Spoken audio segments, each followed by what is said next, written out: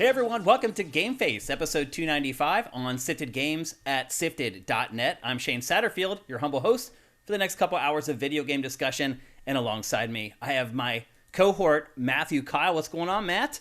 Not much. Back from Arizona. Yeah, you had a big weekend this weekend, right? Yeah, we went to premiere one of the short films at the Phoenix Film Festival, which is good. Yeah, we got it done and did our Q&As and such.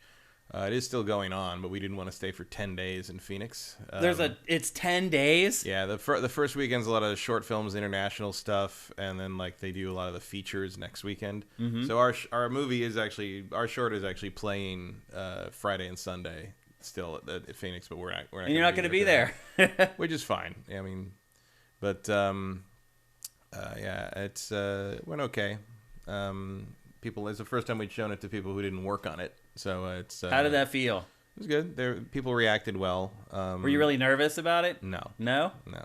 I've shown my work to people a lot. Yeah. In these years, I mean, working in the industry we've worked in, you're used to it, but still, there's got to be at least a little bit of butterflies, right? No, not really. I mean, we made what we made. Are you happy with it? How it came out ultimately? Yeah, I'm happy with it. It's not of the two. The other one is kind of more mine. I helped write that with the other one and was more involved in that. This was Brian, the director's kind of pet project. It's the tango film. Oh yeah, Cabaseo. But a lot of people liked it in the sense that it was different. Like a lot of the other shorts, certainly in our block, were very, very heavy really? Material, and suddenly 15 minutes of gloom and doom. Yeah, suddenly it was just like, oh, they're just gonna do a tango, cool. And, and a lot of people said they thought it was refreshing to see that, and one guy was super. He's like, oh my god, when the rhythm started on the thing, I was like, oh, are they gonna do it? Are they gonna do it? They're doing it! He's very excited. It turned out to be a tango. Make you feel good. So it was good, and we met up with a bunch of cool people that directed the other shorts, and one guy. It's an Italian guy who directed one of the features we saw, the Grand Bolero, who was really nice. Mm-hmm. That movie was really good if you can find the Grand Bolero. It's a Italian film about people restoring and maintaining a pipe organ in a church in Italy, like a 5,000 pipe organ. Oh wow! And they recorded all the stuff actually there, and they put microphones inside the pipe organ and recorded everything that way, and it was all played on site and stuff. It was very impressive stuff. And it's all set during the pandemic, so it's it's like the first movie I've seen where it uses the idea that everybody has to be locked into the same place they started in as a plot point of why no one can get away from each other. Kind of thing. Interesting. So that was fun. And congratulations, that's a big thanks. Milestone, man. And they are doing it's like an audience award called a Donor's Choice. So if you want, you can go to the Phoenix Film Festival website, and if you go to the Donor's Choice section, and you can vote for Cabaseo for $1 per vote. You have to pay for the vote? It's a donation to the film festival. Oh, okay, that's kind of cool. You can, if you want to flood the ballot box with 100 votes, you can just pay $100. So. What's the name of your film again, just to make sure people get it right? Cabaseo. Cabaseo. Cabeceo. It's Spanish. It's an Argentine tango slang for it literally means head nod, but what it means in tango slang is when you see someone across the room you want to dance with, and you do that head nod at them, and if they nod back, it's on. That's what that means. Cool. So originally it was titled 3-Minute Romance, but it ended up being 8.5 minutes long, so we couldn't call it that anymore. You didn't want to change it to 8.5 minutes. 8.5-minute Romance is a little less. People might remember that though. Yeah, you never know. Yeah. People do remember this one. It's just more of that thing. What was the C one? That's the tank. Yeah, It's the one that no one can remember, which is almost. But they do remember. Yeah, you remember it, but you don't rember the title. And then it's fun. It's also fun because you get to teach someone that little tango fact. Yeah. So that's it, and the other one will probably be premiering pretty soon as well. But we have to finish it. We got some visual effects that aren't done yet. Oh well, I'm very proud of you, Matt. And we're gonna be in that one. So.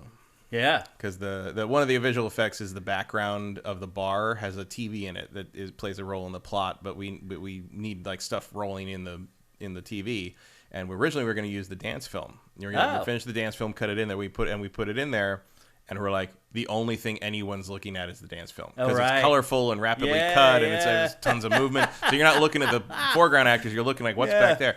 And we couldn't. So you had to put something boring in there, so right? You slid GameFace in there. And we tried raw footage of it. It was still too kinetic, and we're like, what can we do that's free? And I'm like, why don't we just use footage of our podcast? Yeah. It's just me and Shane talking to each other, and it's supposed to be a news channel at the end of the movie. So like it would make sense just to have two talking heads sort of going back and forth on it. And so we put that in, and it was like, perfect. That works. I don't care what's happening back there. That's hilarious. So. Well, I'm glad you guys care. We got a bunch of people in our chat. Cinetike giving us a bunch of bits already. Thanks, guys. That's awesome. And again, congratulations, Matt. I'm really proud of you. I know you're downplaying it. To me, I feel like it's a really big deal that you've done this. So yeah, I mean, it's just like we shot it 2 years ago, and it just feels I'm so used to it existing by now. It's just like we'll see, and we'll see where it goes. To me, it's a big deal. Yeah. So congrats, man. Let's see what's going on for housekeeping this week before we get going. We need Pactor Factor questions. It's everywhere right now. You can find it on our Twitter feed at twitter.com/SiftedGames. You can find it on Sifted. It's on the homepage right now. You can find it on our Patreon at patreon.com/Sifted. And if you are not a patron and you don't go to Sifted, you can also find the call for questions at youtube.com/SiftedGames.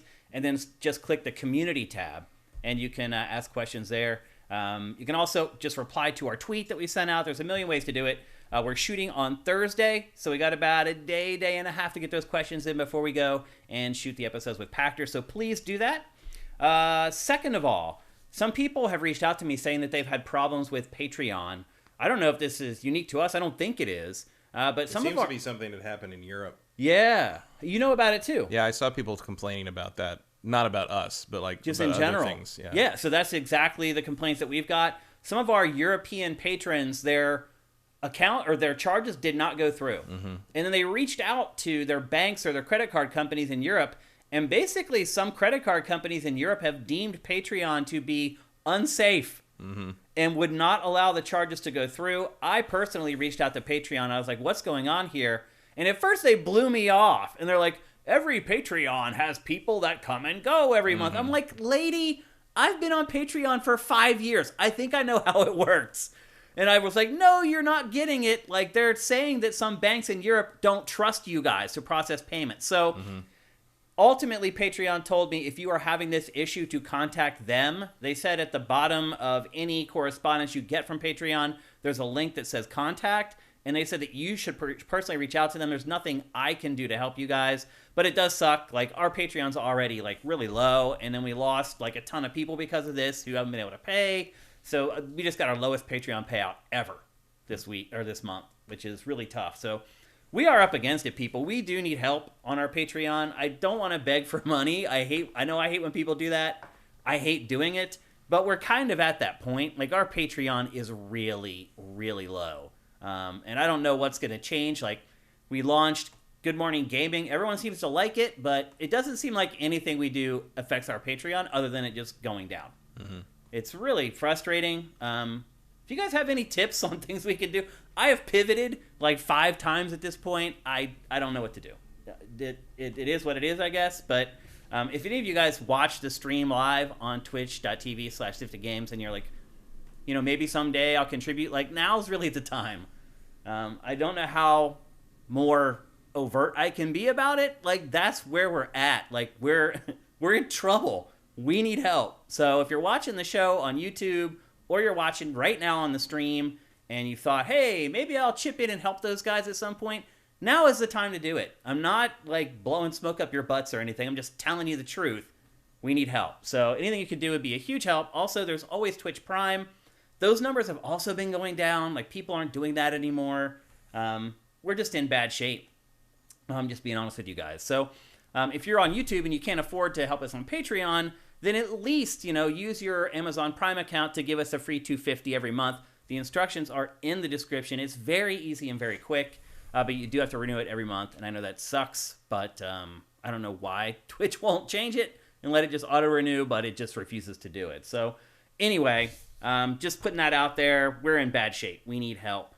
So I'm just putting out a call for help. Lastly, I watched the Halo TV show. They put it up for free on YouTube. And so I slid in there and watched it on YouTube. The first thing I would say is watching it on YouTube was not ideal. I would imagine not. No. Because the audio is awful. I could hardly hear what anyone was saying in the show. So I ended up having to, like, flip through 5 different sound modes on my receiver to finally get one that just tried to focus on the voice. And it almost got there, but overall, watching it on YouTube was not ideal. YouTube is so far behind the curve audio wise. It's astounding. When I first moved in here, the guys were like trying to set up the surround system and the receiver and everything, and they kept like you're trying to use the surround like test thing, and it wouldn't work. It was always in the front. We couldn't get anything. They couldn't get anything rare.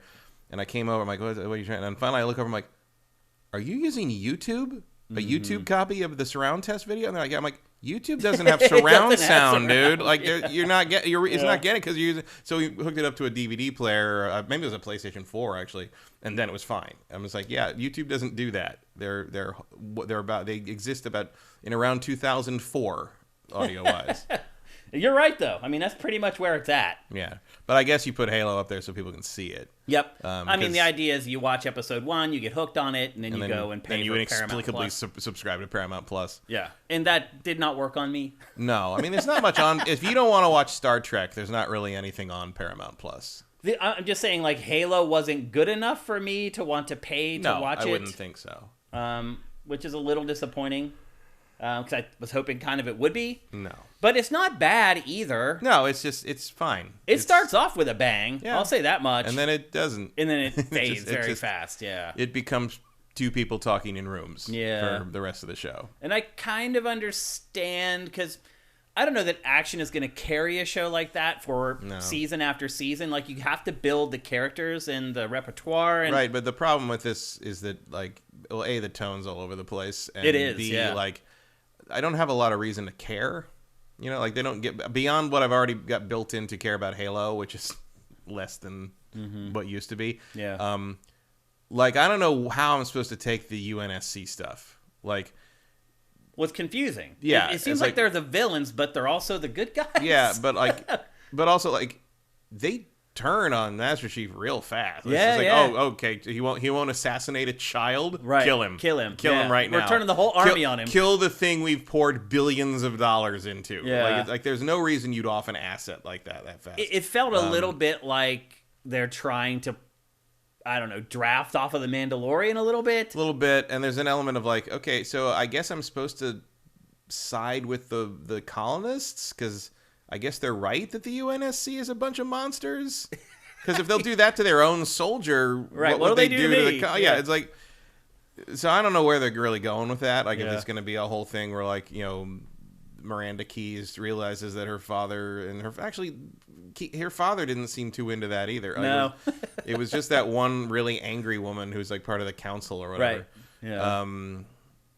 Yeah. I don't know what that really adds. It feels like somebody watched Battlestar too many times and it's just like, well, we need the government to be the antagonist, right? It's just like, okay, I guess, but like that's not really what the story of Halo was. I mean, I can see why they made it very clear they're doing something that is not canon. Yeah, to the it games. just seems like it's Chief and the sidekick, just like the Mandalorian. A little bit, but the sidekick is nowhere near as interesting as the sidekick in the Mandalorian. I mean, you do need a like early on. I was like, okay, you need a normal person to sort of provide the point of view and sort of bounce Master Chief off them to show like what just from her being around, you have an idea of how powerful he is. You have an idea of what people see the Spartans as. You have an idea of how big he is. Like standing next to normal people, that kind of thing. But after a while, you're like, oh, is she gonna? She's gonna be through the whole show. Huh? Oh yeah. Okay. Yeah, it's like a buddy film. Yeah, she's gonna be Robin to his Batman a little bit. Yeah, and I don't know. We'll see. Because like usually the character that does that in Halo is Cortana, right? But it seems like they're slow burning Cortana in this. So yeah, I was kind of surprised actually that Cortana wasn't a bigger part of the first episode, but well, she's coming. Yeah, I mean you see a little hint of it. Yep. But I enjoyed it. The special effects I thought mostly were good. Mostly, there's a couple that are just like, there's a couple that stand out. And I was, as you had mentioned last week, I was surprised at how gory it is. Yeah, it is very gory. Yeah. There's a couple things. Just limbs going everywhere. Like, some of it's just like I can't decide. Like that first like kind of like aerial kind of tracking shot down into the colony. It's like parts of it are like, wow, that's really cool, and parts of it's like, oh no, that's so bad. Like it looks like a cartoon in places, but also in places it looks really great. It's in really the same weird. Shot. It's but like the Covenant weapons, seeing them work. That'll look good. And just watching people get evaporated, but you just see like a part of their leg like fly off. Like Some of that stuff was pretty good. I was they do a good job of making the Covenant feel like a real threat. With their attack on the kids outside of the colony and stuff. We killed that whole room of kids, and like and that's really that's like like we're just cutting limbs off here. Like, okay, it's an early sort of like this is the show you're watching. It doesn't pull punches. That's for sure. I mean, it's more gritty than the video games. And the prophets look really good. Yeah, like that's a very good CG character. But then you're dealing. I'm not a huge fan of the whole the Covenant have an in-house human that they've raised. Yeah, I'm saying no, I don't see that happening. Yeah, especially because they could just smash them between their. Well, especially because it undermines the thing where it's like. Like the prophets in the games are terrified of the humans because they look like the Forerunners, and they're like, "What the hell is this? Like, why are these things around?" And it feels like if you have one in house, it's a little harder to make that kind of paranoia and xenophobia be an element, because that's one of the more compelling elements of the Halo lore is that the Covenant were as afraid of us as we were of them, right? Because we were basically proof that their religion was false, right? And I mean, we're aliens, just like to them, just like they were aliens to us. And I thought it was an interesting, but we're aliens to them, but we also look like their gods, right? So that's a problem, for them. Like our hands fit in those consoles, whereas theirs don't. And I mean, And there's also like little things that have always been a problem with Halo, where it's like there is no way a human and a Spartan can hold the same gun. Yeah, no way. Like and they're just tossing guns back and forth, and like that. The gun weighs like 200 pounds. Yeah, she's holding that rifle, and I'm just like, her hand wouldn't even be able to get around that. Yeah, to even squeeze the trigger. Yeah, that would be a solid way of limiting those kinds of weapons, because clearly the Spartans have stronger weapons than what your average person has. That'd be a good. He's like, okay, if you don't have the strength of a Spartan, you can't even pull the trigger. Yeah, you don't even need a safety on that thing. Right? Because you couldn't pull it if you wanted to. The safety is that you are not a 10-foot tall cyborg. Yep. So anyway. I would not subscribe to Paramount Plus for it. No. It's not that good. But especially if they're going to throw the episodes on YouTube later. Yeah, I think they probably will. Yeah. And they may even just be pirated up there anyway. If you search around. Absolutely. But it's free on YouTube right now. You can watch it and check out for yourself. Borrow a password from your Star Trek fan friend or something. I mean, they're all watching Picard right now, so I'm sure that there's a subscription floating around. Someone's got it. You can borrow or visit or something. We're actually not condoning that, but... Everybody does it. So anyway, I think that's it for the housekeeping. I think we're ready to kick off the show proper. We're going to start things today with easily the biggest release of the week, and that is Lego Star Wars The Skywalker Saga. Long delayed. I mean, it's really crazy. I was looking through years. I was looking through like the footage of it on the TriCaster, and like some of the footage goes back all the way to like 2017 or whatever, like the first trailers. So it has been in development for a long time. It's been officially delayed a couple times. I believe they said that they started working on it in 2016 or something like that. So they've actually worked on it like 5 or 6 years at this point. It is a big game. It includes all 3 trilogies, all 9 films, and the game is broken up in such a way that you can choose which trilogy you want to play. Matt, which one did you choose first? Prequels. The prequels? Going in story order. Yeah. Also because I figured you would probably pick the originals. So we'd be playing different things. Yeah, I jumped around, actually. I got it yesterday, and I've jumped around through all 3 of the trilogies. I've played probably the first 3 hours of each one of them at this point. I've spent a lot of time playing to be ready for you guys today for the show, because the game did release today. So it is on store shelves or in your favorite digital spaces right now. What did I choose first, though? I did the same thing. I tried to play them in chronological order, actually. I mean, it starts on episode 4 when you load it up. Yeah. It's got episode 4 selected. Yeah. So they know. And it's interesting, like, the people making this, like, I detect more fondness for the originals and the sequels than for the prequels. Even the opening movie leans hard into Last Jedi stuff, which I certainly approve of. But it's interesting to note, and there's a couple of things in there that I'm like, that are references to some fan stuff that are like, oh, you guys are deep in it. You guys are deep in it. So I was pleased with some of that. But yeah, the prequel stuff so far does have a little bit of, certainly the anti-Jar Jar stuff is pronounced there's some jokes. Yeah, pronounced to the point that you're like, oh, you guys are still not over this. Like, it's clearly made by people about our age. Yeah. Or at least the people calling the shots are our age. Jar Jar never bothered me as much as he bothered everybody else for some reason. Jar Jar. I mean, I don't think he's funny, but I also like he doesn't. I don't think he's any more or less annoying than C-3PO. Yeah. You know, he's just the comedy relief thing I don't care about. Yeah. The actual worst thing in episode 1 is Anakin. Yeah, you're right. Like the kid is more annoying than anything Jar Jar does. Yeah. It's hard to go back and watch the kid actor. Yeah.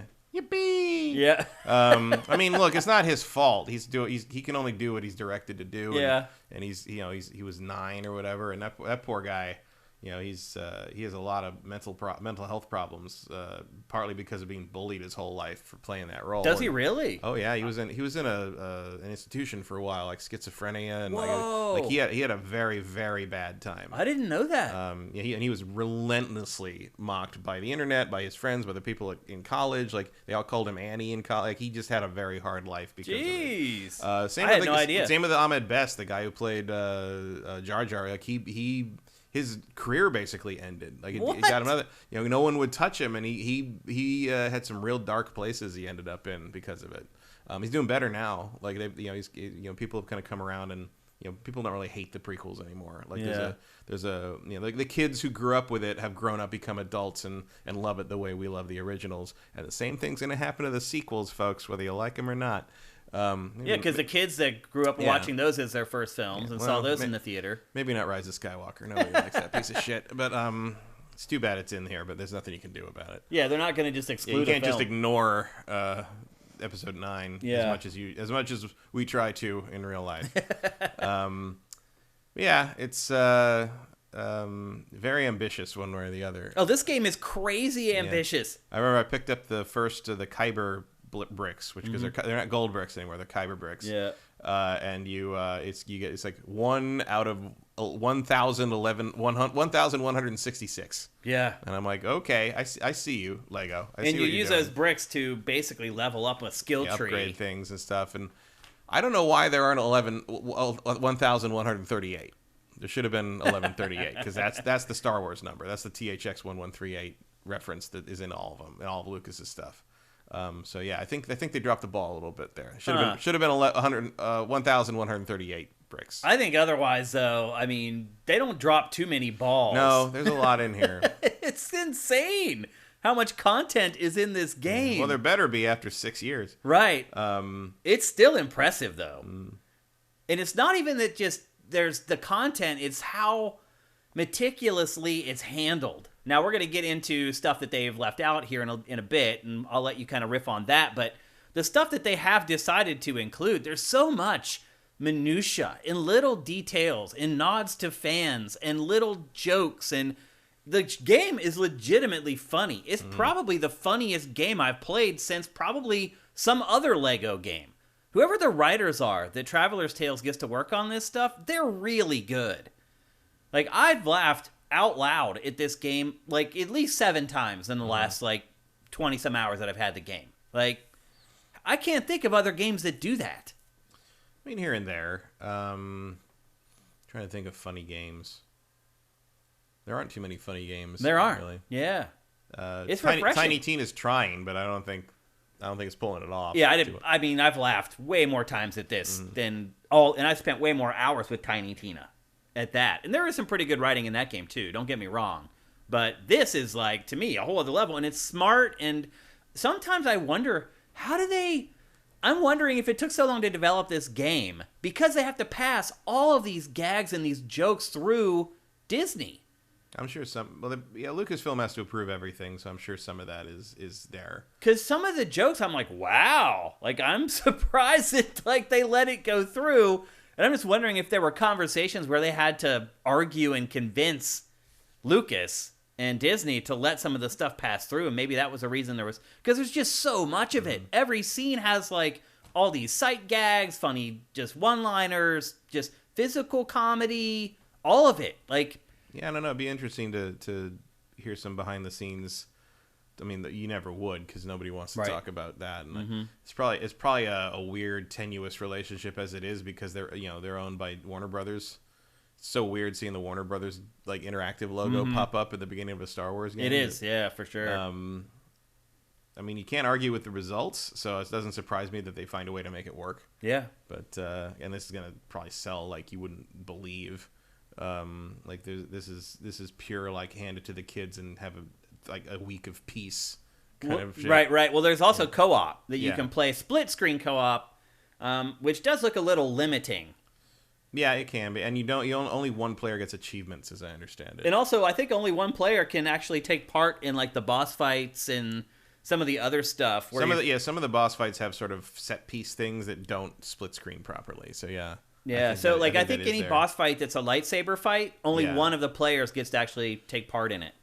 Yeah, because otherwise that would just be chaos. Yeah. Because of the way the combat works. The combat is surprisingly intricate. Yeah. Like there's combos it really is. and like there's like 3 attack buttons that like combo differently and there are counters and blocking and yeah. aiming, and it's got more to the combat than a lot of like dedicated action games. It does.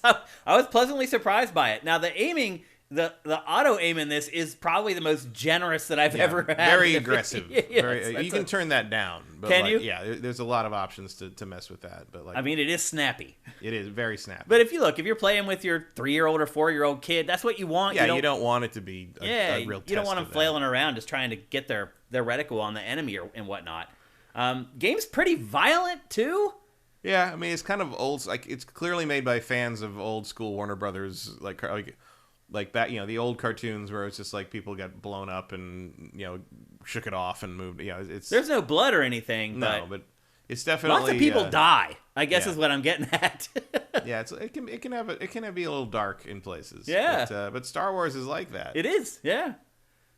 But at the same time, I'm okay with a kid playing this. Like, I'm not saying it's like gonna scar them for life or anything like that. But there was definitely a couple points where I was like, "Oh, okay." And there's times where just tons of characters just die. They don't really show them dying; they just fly off into space or like whatever. But as an adult, you're like, "Oh, that character just died." Like 5 of them just died. It's definitely something to maybe consider. I don't know. I think most kids will be okay playing it though. But there's the other thing too is like there's multiple ways to do things and to get places. Like this example right here, like you can rebuild these devices. You can choose the one on the left, which will blow open the blast door. You can choose the one on the right that'll put out the fire. Like there's branching paths in the game and kind of different ways to get to the same means to an end. There's puzzles littered throughout everywhere. Yep, like hundreds. Yeah. Hundreds and hundreds. Like there's just the stuff that's categorized as puzzles. There's like 712 or something. Is that true? In the little like data bank thing you have, there's like 712 puzzles. There's like 110 side quests. There's it's ridiculous. There's literally thousands of things to do in this game. Yeah. I've been paying really close attention to how they handle and animating the actual Lego characters. And because I had talked about how 2K is starting to make Lego sports games, and I wondered how like animation in sports would work, if it would look weird. So I kind of looked to this game to see how they're doing it. And I noticed that they treat some of the stuff that's supposed to be plastic as if it's like cloth. Yeah, well, they're just squashing and stretching like standard anime. It's like, you just make it stretch to do what you need it to do. Yeah. Like a real Lego figure could not lift its helmet up like that. Right. Because the arms aren't long enough. So you just stretch them to do it. Like But I'm talking about like their, I guess their smocks, for lack of a better way to describe it. Like their bodies, like their torsos. I mean, they've always done that in these games. I just have never really paid that much attention to it until this game. Otherwise, they can't animate, Right. Which was why I was concerned about a sports game. No, they've done. I think going all the way back to the original Lego Star Wars, like they've always had some liberties. They always bend weird. Yeah, because otherwise it looks very like they'd be very stiff, and it'd be like playing like one of those old Army Men games from 3DO. Yeah, and then like the detail in this game, like you can zoom in and you can see the little Lego logo pressed into the bricks. Even there's a close up when Amidala is talking to Boss Nass in episode 1. There's a real huge close up of her, and you can see like wear on the plastic of her head where it's Where it's been moving? where it's scraped against the body part, because when you turn that piece, it would rub against the and you can see the paint having worn off a little bit. Yeah, I could see that if you, as some of these levels, as you play, the bricks start to get dirty. Yeah. It's like, then that level of detail goes throughout the whole game. Like, it's just everywhere. And there's like reflections of the environment in the Lego characters' shiny faces. Yeah. And like, there's a lot of work going on there. It's impressive. Mm-hmm. And just the pacing of the game, how it just takes you from one scene to the next. And like, I will say this, like, I didn't notice it as much as you did, but the game does truncate things a good bit, because a little too much. I think it rushes through some stuff a little too much. Like, to the point, and maybe it's just the prequels. Like, I haven't played the original trilogy yet. Maybe that's a little more complete. But I think, being familiar with the fandom and familiar with some of the younger fans' perspectives, like, I think it bleeps over a lot of iconic stuff in the prequels so far. And some of that might just be like, they think most of the stuff you can do is in free play. Like, the story stuff is pretty railroaded. There's places between the missions where you get to roam around and like see if you can solve stuff. But really, to solve stuff, you got to go to the Galaxy free play mode, where it removes all the story stuff and you can switch characters however you want and use everything you've unlocked to see go wherever you want and all that. And it's just basically a big open area filled with side quests. Yeah. I mean, some of the characters you get the quests from I don't think they're even from Star Wars. They're just like generic NPCs. Yeah, there's some generic, like, I mean, they're clearly dressed like Star Wars characters, but they're not named characters. Yeah. But there's tons of that stuff. Yeah. And there's other stuff you find organically, and there's it's a lot. It's a lot. So I believe there's 5 stages for each film. Maybe. I think that's how I counted it. I can't remember if it's 5 or 6. I think there's 45 total missions in the main campaign, and then stretch across the 9 films. And some of those are real short. What's interesting to me is like the mission, because I haven't played a Lego game in a long time, but I was more familiar with, the levels are pretty long and involved. Mm-hmm. And now they're much, much shorter. Yeah. Like they're barely 5 minutes in some cases. They're usually longer than that. Like, by my math, I'm guessing the game is around 18, 20 hours long. If you just burn through everything. Yeah, if you just go straight through the campaign. Yeah, you do everything, it's probably 100 plus. Oh yeah, I can't even imagine how long it would take to do everything in this game. But like, at least the Phantom Menace was just like, okay, you fly you pilot the submarine through the. Oh, that was a level. Okay. Yeah. That Most of them are longer than that, though. Yeah, but like, Phantom Menace is a pretty light offering. From what in general. There's a pod race. Yep. There's the pod race, which is way better than like the pod racing games that came out back when. Which is its own level. And then there's the fight with Maul.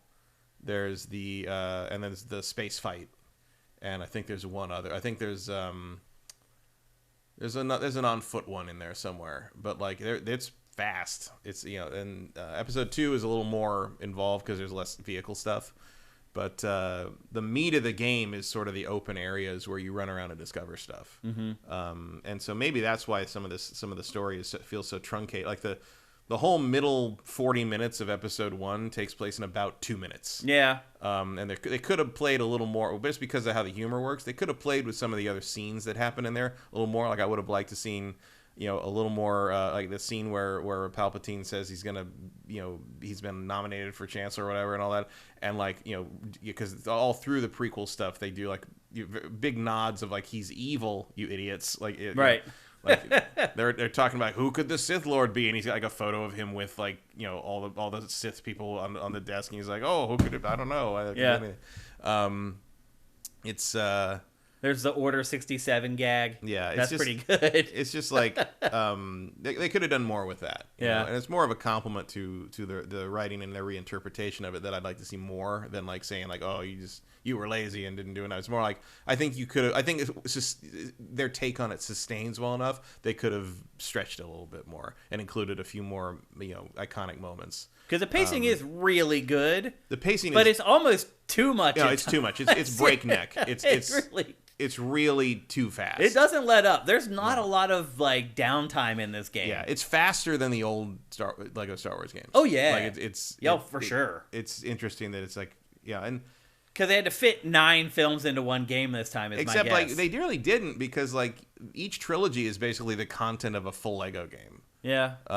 So, and I think that's what you expect to some degree. Yeah. And it might just be that these games have changed in terms of how they're paced and how they present things, and I don't know that, because the last one I think I played in its entirety was probably, like, Lego Movie 1. Yeah. Or maybe Lord of the Rings. I don't, this reminds me of Lord of the Rings the most, or maybe Lego Batman 3. Because it has it has more the open areas that lead you to missions sort of thing. This more pulls you through, and then like the fact that you can travel from planet to planet changes it up too. Especially as you unlock the planets and you can go wherever you want. Like most of the planets you can think of in Star Wars are in this game. Yeah, there's over 20 different planets. And these are the upgrades. I gotta be honest, like they make you take the first upgrade, the sprint speed thing, just as part of the tutorial. And now I think that the move is to save up 1 million studs and buy the stud multiplier. That's the first. So you can get more studs. You get more because you don't really get a lot in the story mode. You get more in the free play. Yeah. It's easier to find blue ones and stuff and purple ones, but like. Yeah, I'm going for the multipliers first. I think that's my plan. So the way the upgrades, I don't find most of the upgrades for the character classes to be particularly interesting. Well, there's 2 kinds. There's the one upgrade that works across every character that you play as, and there's some that are class specific. Yeah, the class specific ones. I looked through all those and they all look terrible. like I don't see a use for basically any of them. Yeah. Except a couple that are like you can skip the hacking mini games, and if you do the hacking mini game and don't skip it, you get like 2,500. Yeah. 2,500 Lego studs, but which is cool. But part of that is just sort of like right now it feels like, oh, this is it's going to be a while before feels like you're making real progress. Because I played for a couple hours and pulled back out because I had to take a break, and like it was like, you're 2.1% done. Oh, I was like, Jesus. Like, it's crazy. It's big. There's so much content in this, which I can understand. It was probably tough for them to figure out, like, what do we cut? And I mean, look, like, I don't know if there's a better value for your money so far this year in terms of just paying a standard game price for the amount that's in this. It's nuts. I think Elden Ring fans might argue with that a little bit, but there is more content in this in terms of like physically things to do you have not done yet. Yeah. Elden Ring's probably gonna take you longer because of the grind and trying over and over again on things and having to learn how everything works. But yeah. Like, I think I mean, the content in this, it's not that you're going to have to try it 20 times to get through it. No, it's just that. It's just there's that much of it. Yeah. And that is a big difference between the 2 games. But, yeah, the value of this game, again, I think it's probably around 20 hours long. But, as you said, once you get into the open world stuff. Nobody's only going to play this 20 hours. Yeah. Yeah, I mean, it could literally go over 100 hours easily, I think.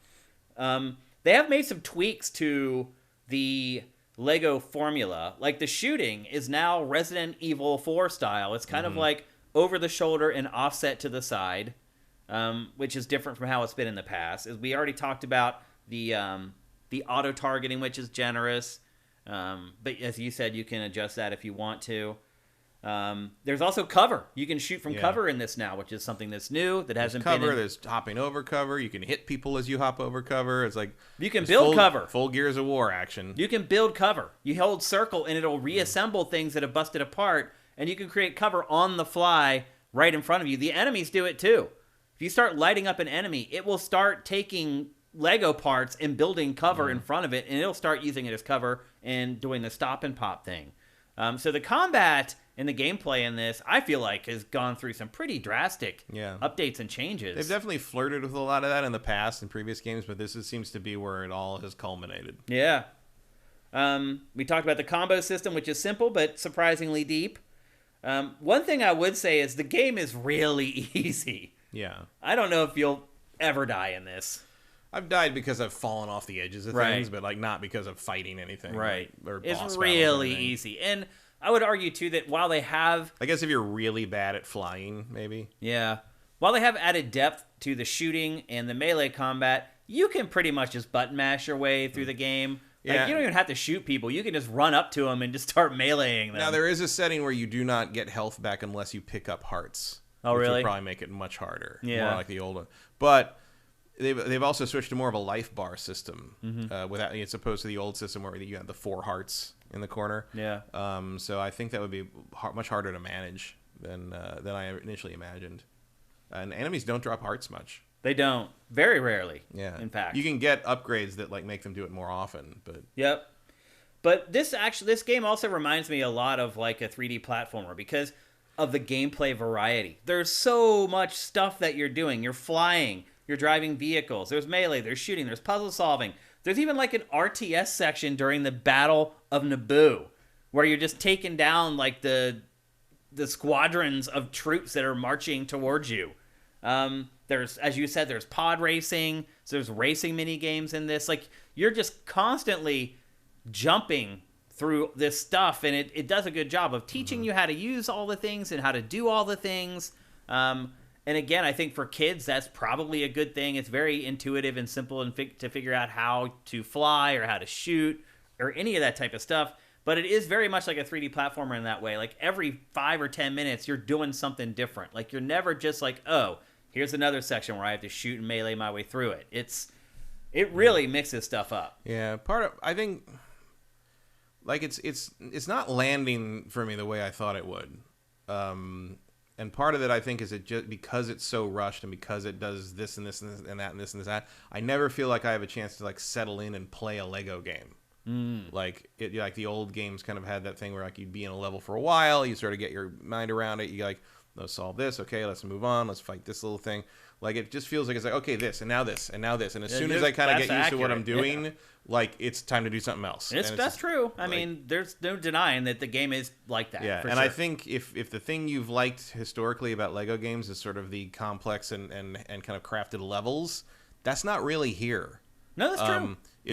They're little bits and pieces all snapped together, like Lego. Yeah, little tiny bits that you get, but like most of it is just sort of like a real fast sort of like get through this battle or get through this section.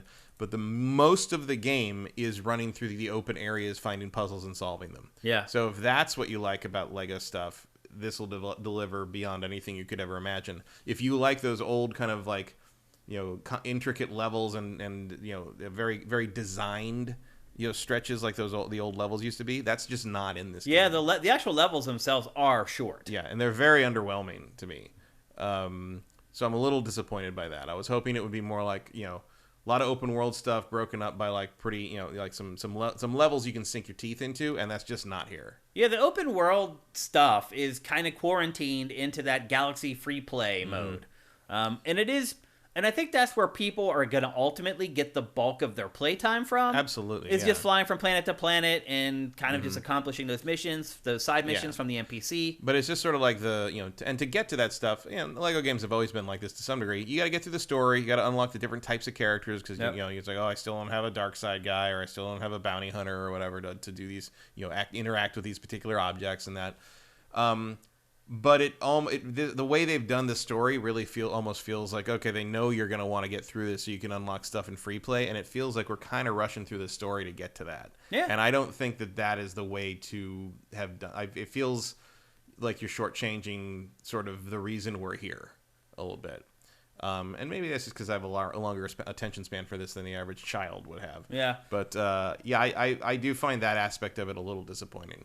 Well, there are 300 playable characters in all. 300. That's a lot. Yeah. I don't know if that's a record for a Lego game. I'm guessing it's up there, though. And as we said, there is split screen co-op, so if you want to play it with your kids, you can. It is a vertical split screen. It does limit what you can see, like, horizontally. Mm-hmm. And you're already a little, like, the field of view on this game is really restricted. Yeah. To the point that even I notice it. Usually I don't care about that kind of thing, but there's moments where I'm just like, God, I can't see anything. Like, it's so close, especially in the shooting, it gets so close to the character that you're like, you feel like you can't look around. And the same thing with, like, you know, you're looking around for open world area, you're looking around trying to find puzzles. Is there anything up here? And, like, you are really arbitrarily limited to how high you can look up. Mm-hmm. Or, like, even when there is something to look at, sometimes it's very hard to look up and see it, which I find weird. But yeah, playing co-op's almost like playing a mobile game with your phone or vertically. That's kind of the window that you get to look into the world. So it is kind of limiting, but again, the game is so stinking easy. Like, it's not going to cause you to die. That's for sure. No, you're going to get through it. It's just a matter of sticking with it long enough. Yeah. And then there's a ton of other stuff to do. The thing for me is, like, and like the chat has alluded to this a little bit, like, I don't think this game replaces the previous complete saga because game, because it's was a very more different thorough. game. Yeah, it is different. Yeah, for sure. Yeah. This is this feels like a Cliff's Notes version of Star Wars, whereas the complete saga felt like it really did kind of tell the story and get you into each of those locations. Yeah. And I'd agree with that. Like I would not sell off my copy of the old game.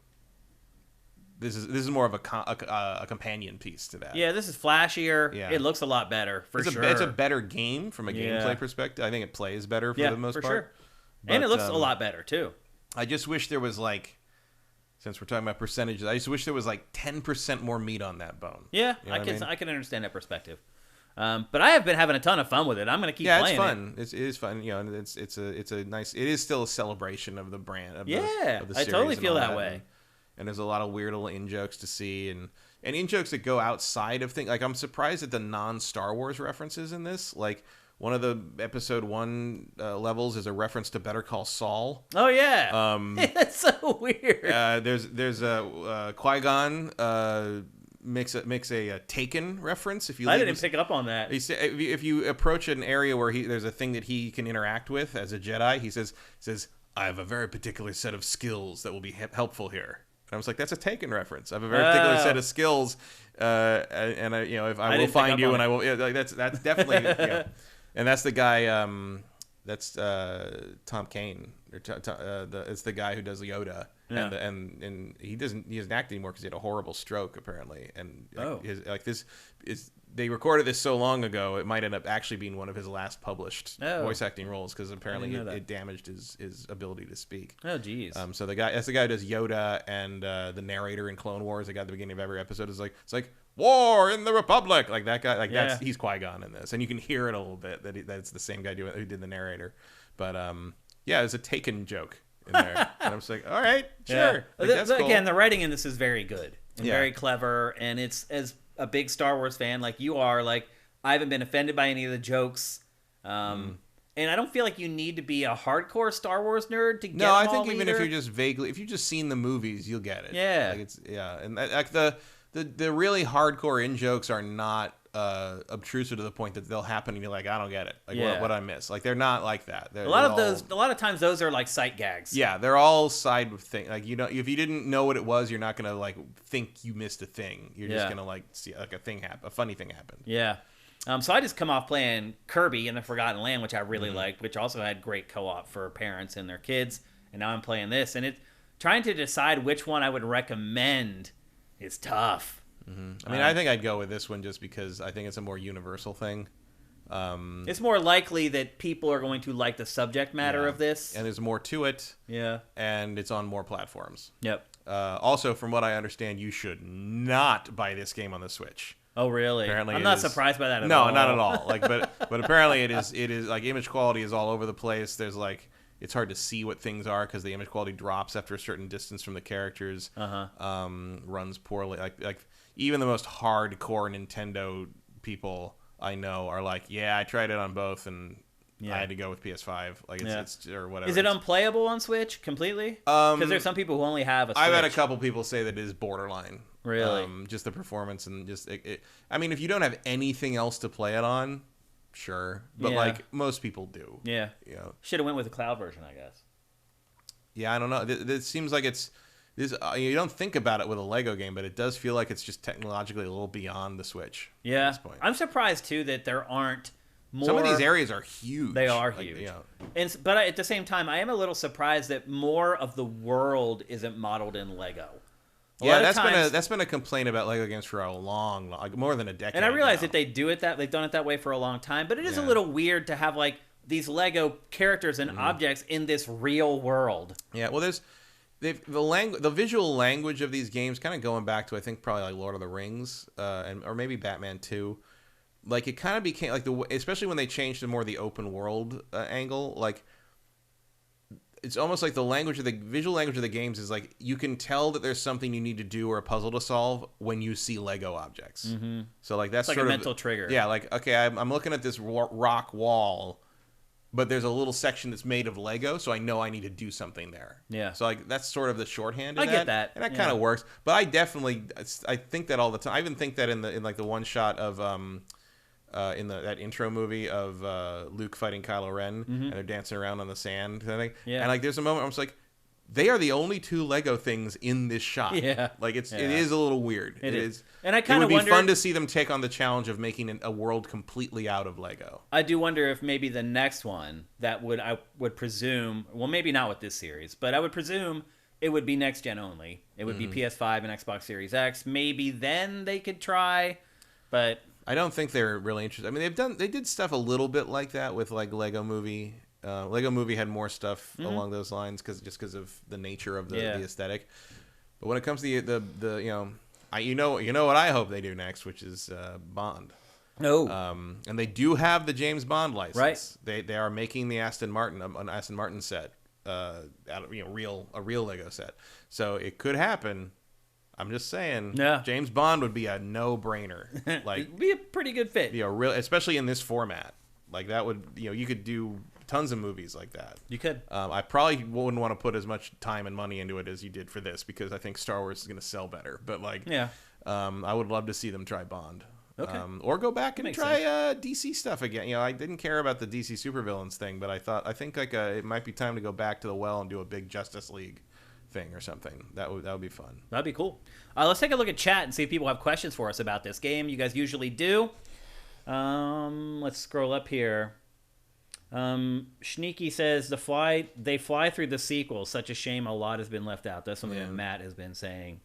Andy T. Monahan says, isn't there also Mandalorian content coming? Yes, I believe there is. There are Mandalorian characters, and there's already some character that's actually already out. There's five character packs, and Solo and Mandalorian are already out, and there are I think it's Bad Batch. Mandalorian Season 2 is coming, and there's a fifth one. I can't remember. Oh, Rogue One. So those are coming on the 19th. And then the other two, the two that are already out at launch are Mandalorian Season 1 and Solo. So if you desperately want to play as Enfys Nest, we got you covered. Lestevad and Glottis, thank you for Twitch Prime while we're scrolling up here. Axel F 1986, thank you. Aussie Brit 2000, thank you. Matt, you got a lot of congratulations from people in chat for your movie, which is awesome.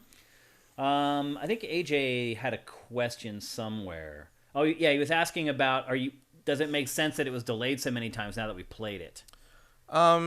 I think it does. A little bit. I think it's really ambitious. I mean, there's a lot in there, but it's also like the format is pretty well worn. So it's like the question is sort of like, well, I guess it was. Yeah, you may be right that it was a lot of back and forth synergy meetings happening. Yeah. I'm sure the pandemic didn't help. Yeah. I mean, I've done stuff with Lucasfilm, and there's the back and forth is incredible, and there's moments where like you've been through 10 meetings, and then in meeting 11 they decide they want to do something completely different. Yes, and there's nothing you can do about it because they hold all the cards. So yeah. Like I definitely understand how some of that might have worked. As we know, they are very protective of the Star Wars license, in part because they don't know what to do with it. And the most difficult thing to do with Star Wars these days is comedy. They are so paranoid about how people will take, ribbing the franchise because they've had such toxic fandom behaviors that they're worried about, sparking more of that off. So I'm sure every single joke in this was vetted by 14 people, and it's amazing it turned out as fresh feeling as it did. Yeah. Famously they removed Lord and Miller from Solo because they were, they were making basically a comedy, and they weren't comfortable with that. So they brought Ron Howard in to make it a really boring movie that nobody wanted to see. My favorite story of that, and I don't know, nobody really seems to know how true this is, but I think Lord and Miller alluded to it in an interview recently. Apparently one of the big things that was a sticking point was in the scene where Solo asks Chewbacca what his name is, and Chewbacca goes, he's like, oh, Chewbacca, well, you're gonna need a nickname because I'm not saying that every time. Apparently I've read in multiple places that the original Lord and Miller thing was that they wanted to do was he asked him what his name is, and then Chewbacca goes, Chewbacca. Oh, he actually in says English, the name? like the one word he speaks in English, because that's like a running thing. Like with the fan, it's like you can't say Chewbacca in Wookiee, right? Or like almost any Wookiee, like what was the General Tarful or whatever. You can't say T's in Wookiee. Like Wookiees don't say T. So how is that his name? And so like. So the idea that he would say that, and then like Han's like, well, I'm gonna come with it, and he never speaks in English again. That's funny. That's funny. Really funny. Yeah. But it's not reverent enough for Star Wars. I'm just like, man, just let it go. You're already making the dumbest idea for a movie you've ever attempted. Like, who cares? It's like Solo is just like, it's like, oh, questions you've never cared or wondered about Han Solo. It's like, how did he get his name? Well, some guy gave it to him. Yeah. How did he get that blaster? Well, some guy gave it to him. Right. How did he meet up with Chewbacca? Well, some guy threw him in a pit. Like it's like all the answers are dumb. Right. Like they're not useful. Yeah. Very dumb. And also, I have said before, like Rogue One and Solo have a lot of the same script problems, but Rogue One ends with 30 minutes of smashing Star Wars toys together, and Solo ends with 3 people arguing in an office. And those are two different ways that a movie leaves you. Yeah. So yeah, I'm not super excited that I have Solo characters to play with through the DLC. Is all I'm saying. I don't think we're gonna get like actual gameplay DLC. I don't either. I don't think we're gonna get. You'll get some characters, like a Clone Wars unit or something. I don't think we're gonna get like a Clone Wars level or anything like that. I think this is it. Yeah, I think you're right. And it's plenty. Yeah, it's huge. More than enough. It's like more you don't than need enough. to add more than that. Absolutely. Let's go back to chat quickly. I see some questions. A Squishy Muffin asks, "Is joining Sifted on YouTube better than Patreon?" For you, I think it's better to join on Patreon, because on YouTube, you are spending more to get the same thing, because YouTube doesn't give us enough flexibility in giving you content per the dollars that you spend. So if you're okay with going on Patreon, Patreon is the better way, absolutely.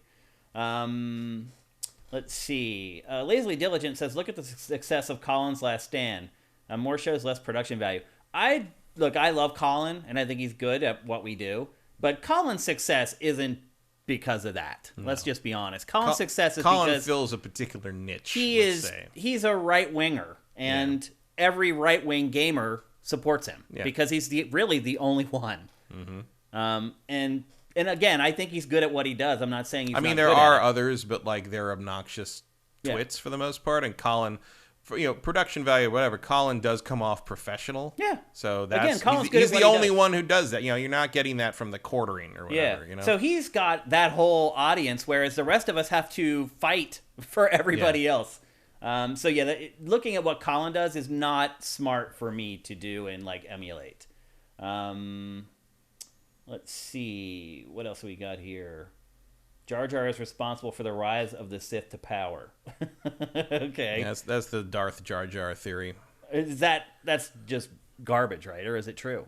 It's not true. I mean, it's a real thing that some of the fans came up with, that like if you twist certain elements of the series, you can believe that Jar Jar is actually the Sith Lord behind everything, because he's duped into doing so many things that lead to the creation of the Empire. And there are some people who still believe that at some point an evil version of Jar Jar will show up in the Disney Plus shows and be revealed as the mastermind behind everything. But I don't think that's where Filoni's going with it. Yeah. But it is a fun... If you read... People have gone in ridiculous depth and detail on that if you look up the Jar Jar Sith Lord's theory. And some of it's fun. It's fun to mess with. Sleeping Psychologist, is it too soon to make a Lego Elden Ring?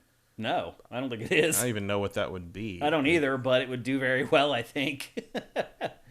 If you were talking, Game Manual saying Guardians of the Galaxy was funny. You're right. It was also a really funny game. Yeah, it had good writing in it as well. It's a good point. Any other questions? Casuality. Thank you for Twitch Prime. Always scrolling by here. Andy T. Monhan, does this make the complete Saga game that Matt was talking about earlier on 360 or PS3 now more valuable due to the cut content?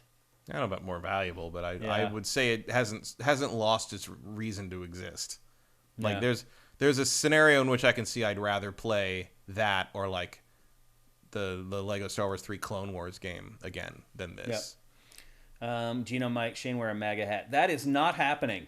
That is definitely not happening. I would have to be dead before that would happen. Yeah. I was in a room with the most Trump gear I've ever seen. Well, coming back from You don't leave Phoenix. California very often. I don't go to red states very often. No, but coming back, we were in a Carl's Jr. and like it was outfits. Yeah. They were in outfits. Matching like everything. coordinated, like one, and not. I'm not talking about I'm not saying like the red, the cheesy red hats or anything. I'm saying like the two of the guys had like real fitted caps with like a leather like patch with Trump embroidered on it. I'm just like, you're serious, and like. Yeah, it was, and of course here I was, and I hadn't thought about it. I just put on, when I'm on a 6-hour drive, I'm gonna put on whatever my most comfortable stuff I got is, and one of the most comfortable shirts I happen to have was my Pride shirt. Oh, geez. And so I'm standing in this Carl's Jr. full of all these, and they're all like I see the eyes like flicking down to my shirt and back up to me, and I'm just like, what? Like you want to? Like nobody said anything. Yeah. I have to roll through the East Coast when I go home, so I've seen it before.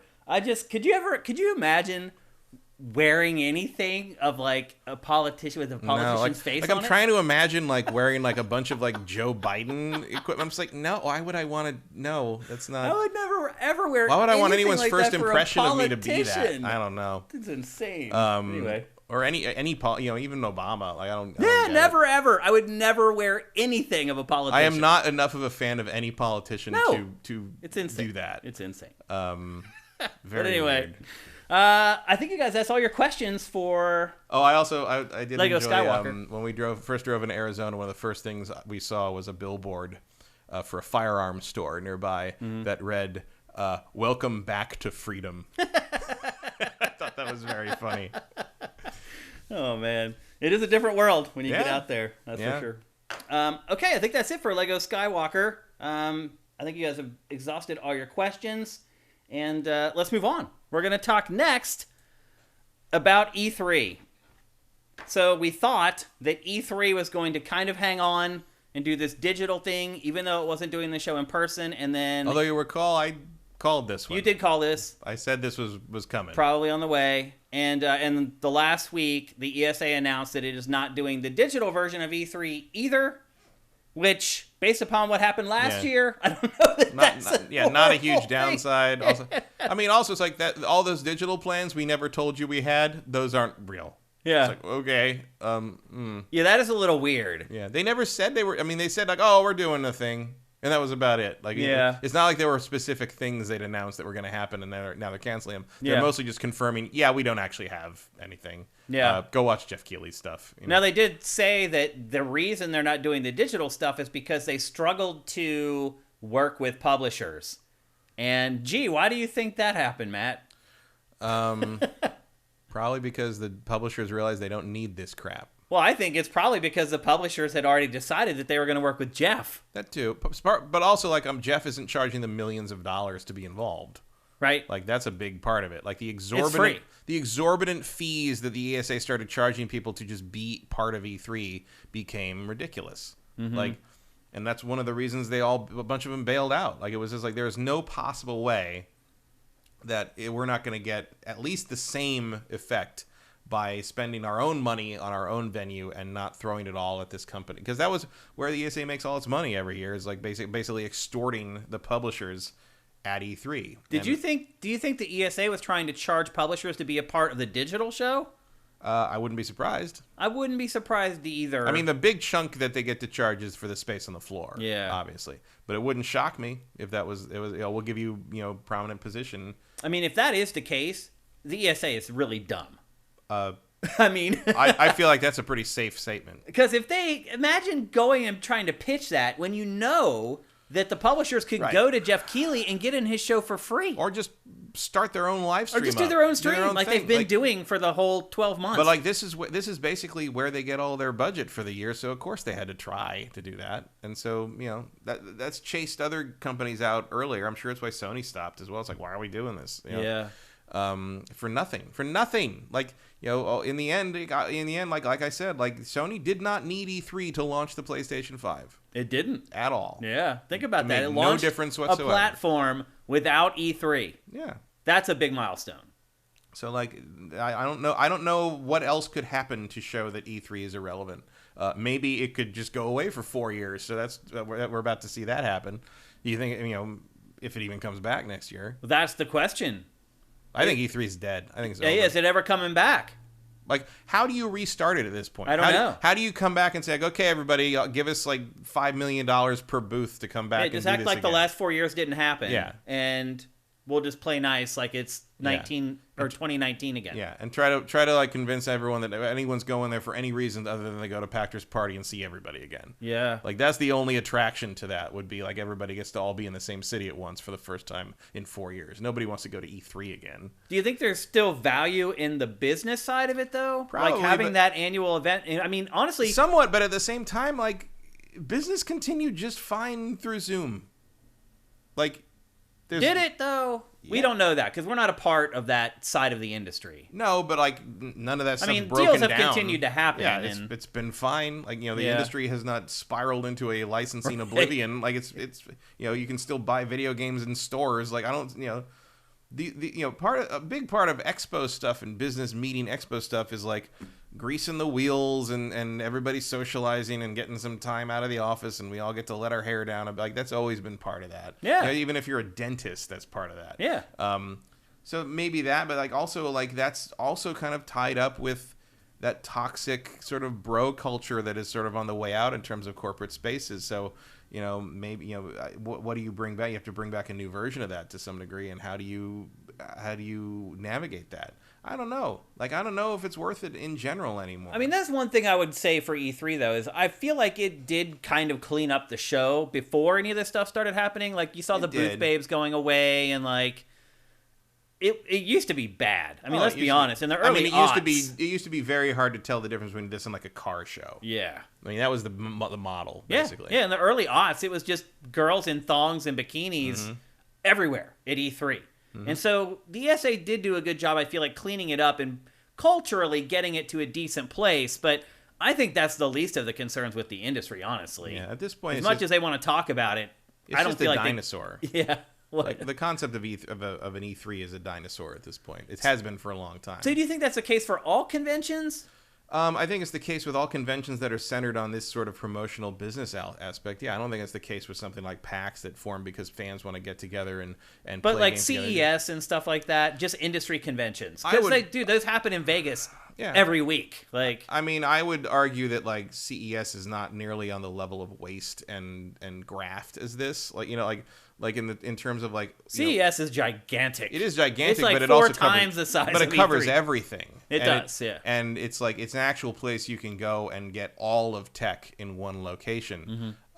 This is so specific. E3 is so specific, and it's so, particularly in terms of the subject. That's part of the problem. Is the subject matter is readily available online, and you can reach that audience online at any time, no matter what. Like it's different if you're going to a boat show or something, or like a dental tech convention or something. Like there's not there are obviously dentistry communities online, but is everyone in that world, is everyone influential in that world plugged in the way they are in video games? No. Like video games in particular are the earliest canary in the coal mine in terms of maybe you should just take this thing online because there's no reason to pack thousands of people into this convention center and have a week of the same 3 pictures of every booth flying out from everybody who attends, because it's just like, who cares anymore? It was different back in the, I've said this before, but it's different back in the day when we were like one of the 3 camera crews on the floor. When if you wanted to see anything that happened at E3, meant something back then. Now it means really nothing. You want to see anything that happened at E3, you basically had the option of those 3 out, us or Vic or maybe a local news outlet, and CNN would show up. Or you waited a month and a half for the magazines to run their things, or maybe you had a blog that had some 480i pics they took with an elf camera or something. Like it just wasn't the same. And now everyone has a cell phone camera. They walk around live streaming the floor from their cell phones. And the tech online has advanced to the point that you don't need to do this big elaborate setup to get the information to your customers. You can just start a Twitch stream. Yeah. Like there's just no reason for it anymore. Yeah. What do you think about Gamescom? And there's a bunch of other conventions that are more fan-centric that do the socialization aspect way better. Yeah. What about Gamescom? I don't know. It's long for this world? I don't know. Like, it's hard to tell. I don't know as much about Gamescom. Gamescom is also more, I think, more attendee-focused. I mean, there's just way more general fans people there. But, but it's also always been about that. You know, it's different when you're talking about even TGS, even talking about Tokyo Game Show. They've always let the public in. You know, and they've always had an angle for that. They've always had a reason for that. E3 has struggled to make that pivot, and to this day, I do not think, outside of the cachet of I want to go to E3. E3 is a thing I've heard about my whole life, and I want to say I went at least once. I don't think going to E3 as a member of the general public is worth the money it would cost. I would argue that they need to lower the cost to get in, for that sure. Too. Yeah. But I'm not even just talking the cost to get in. I'm talking the cost to get to and stay in downtown Los Angeles. Well, some people come and they just want to take a vacation to LA, and then E3 is just a part Sure, of it. But part of the problem with that is to get to the beach from downtown. To go to E3, you have to stay in a part of LA that is not really doesn't really have anything else you'd want to see as a tourist. Outside come on, you want to see this guy dance, Matt? I mean, you could see that outside the convention center too. I mean, it's just, I don't know. Like, part of it's just the fact that I've been to 20-something of these things, but it's like, yeah, we're jaded. Let's be honest. But also, I know what they used to be, and they aren't that anymore. And they don't serve the same purpose, and they don't serve the same audience really anymore. Like, I don't know who a lot of this is for. Yeah. Because the people that you need to reach are going to be reached by those live streams and those Nintendo Directs already. So why are these companies spending millions of dollars to be here? Like, is anyone like more impressed or hyped or excited that they put a Dying Light 2 banner up that was the size of like a small basketball court? I'm not. That cost $100,000 to hang that banner. To hang not exaggerating, by the way. That banner. That's how much that costs. About $100,000. Yeah. Yeah. That's not even counting printing it. Right. And then storing it. Yeah, but I mean the cost is $100,000 to hang it there. Yeah, just the ESA. For the space there. That's the kind of money that the ESA is making to put that there. Yeah. And I can understand where publishers would be like, you know what, screw this. Yeah. Like, and you know what more people would see? A Twitter ad. Also realize Dying Light 2. This is E3 2018. Yeah, that game just came out a long time.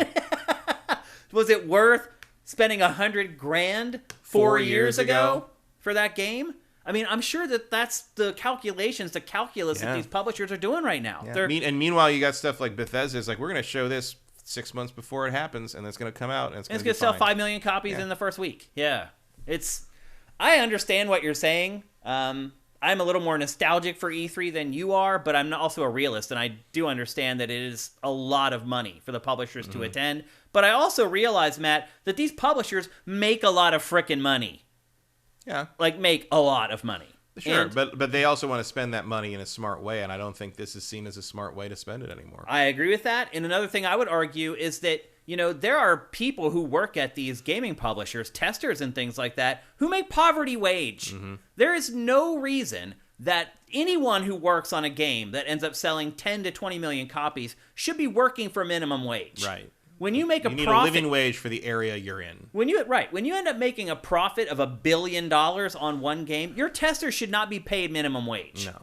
And if quitting stuff like this frees because your testers are the last line of defense, right? Between you and the public. They're your employees on on a product that's going to make $1 billion in profit in a lot of cases. To me, that is crazy. These people should be getting paid more. And if bailing on E3 frees up some funds to pay some of those people the money that they deserve to be paid, I'm cool with it. Yeah. But I have no faith whatsoever that will actually happen. Well, and also from a more utilitarian point of view, okay, so if you're spending millions to be here, hundreds of thousands per banner, so think about like what would be a better use of that money? You know what I would say is better use of that money? Take all that money, probably wouldn't cost as much as it cost to be at E3 for 1 year. Take all that money and start your own little media outlet in-house.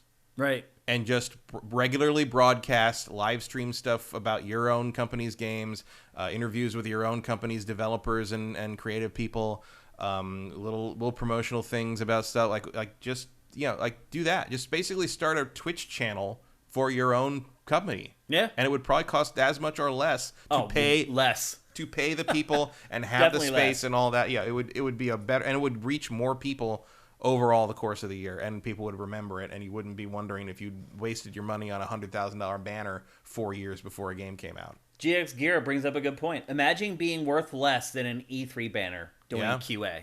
I mean, you're worth like a third of that banner. Yeah. Well, not that much. Testers, man, they get paid like $30,000, even here in LA. Some places, yeah. Most. But you're gonna the biggest studios. I mean, minimum wage gets you a little more than that usually, but then you're gonna lose a bunch of it to taxes. Yeah. It's awful, especially if you're working overtime. But like, and it's an awful job too. Let's be honest. It's not glamorous in the least. Yeah.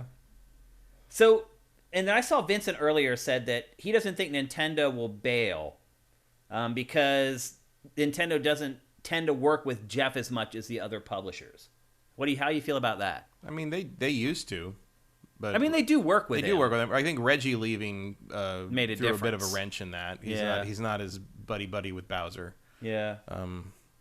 But I mean, I think Nintendo will show up for as long as it's a thing, but I just until it looks bad. Vincent says, I think Nintendo will always pay for a booth. They aren't as willing to play with Jeff.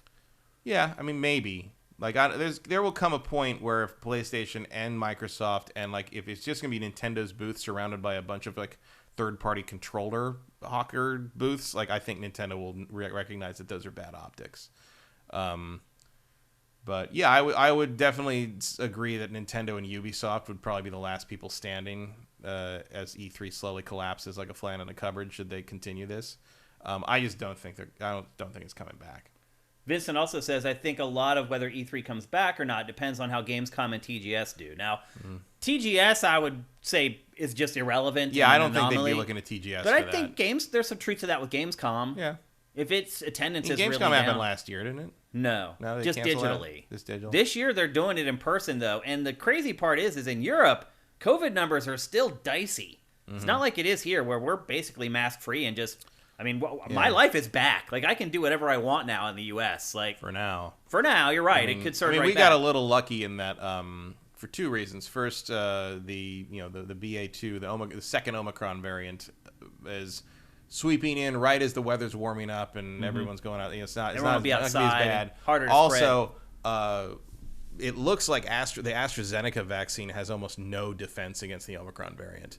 The numbers coming out of Britain are horrifying, and that's the curve for that variant here is just not matching what it was in Australia and Britain. So, I mean, we're all mostly vaxxed too. Let's be honest. So are they, but it's something like 87% of the new cases are vaxxed people. Like it's bypassing the AstraZeneca thing because it's mutated so many times. No, AstraZeneca just does not seem to have an effect on it. We don't have AstraZeneca here. We have other ones, so they're going to need to come up with a real fancy new booster to fix some of that. But because of the confluence of spring and summer, plus not having the AstraZeneca, I think we might get real lucky, and that whole thing might die out before it becomes October and it's time to go back inside and spike the numbers again. I will say that like we were at in Phoenix, there was nobody wearing masks. Nothing. At one point we were in an In-N-Out and 2 buses pulled up and disgorged 200 maskless high school students from a track team that just flooded the thing. And I turned to the director of the film and it's like, this is where we get it. Yeah, this is where it happens. Like people aren't wearing them here either, though. I mean, and it's more than it was there. I'm sure we were wearing masks in the In-N-Out, but we were the only 5 people. I believe it. Doing it. You're in Arizona. AJ the Legend Watson says we may be in a different time, but I think there is something special about quote unquote being there. I agree to an extent, but also like being there now still means there's no EA, there's no Sony, there's no it's like. You're missing very big, Microsoft is across the street and you got to get in through a separate thing. Like you're missing, it's not that feeling that it used to be where it's like, oh, the whole industry is here. Everyone's in this center. Like it was all right here. You're in the beating heart of the game industry right now. That's not there anymore. Sony's gone. Like the fact that there's no PlayStation presence is a big nail in the coffin. It's huge. Yeah. It's He does bring up a good point, though. The costs associated with these conventions suck, but the memories, in my opinion, mean more. And I will say this. The older I get, the more value I place in memories versus, like, crap that I buy. The people that I'm with and the memories that I build with them. To me, there's a lot of value in that.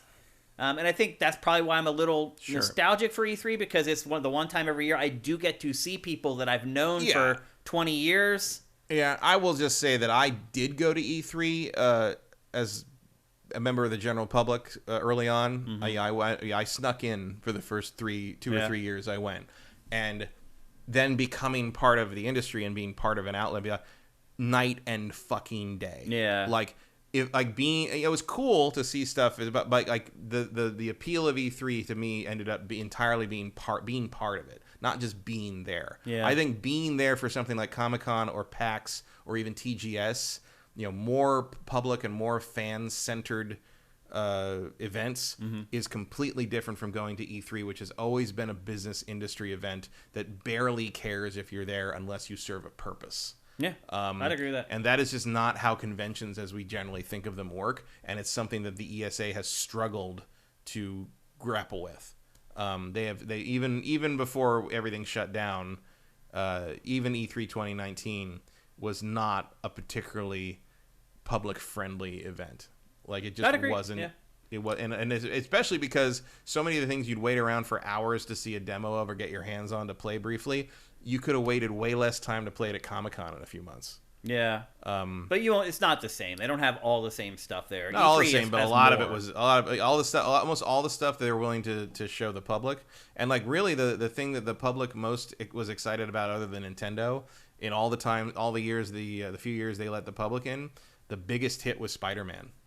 That one year they had Spider-Man playable, and now that's not relevant because Sony's gone. Right. I guess the Fortnite booth, but like.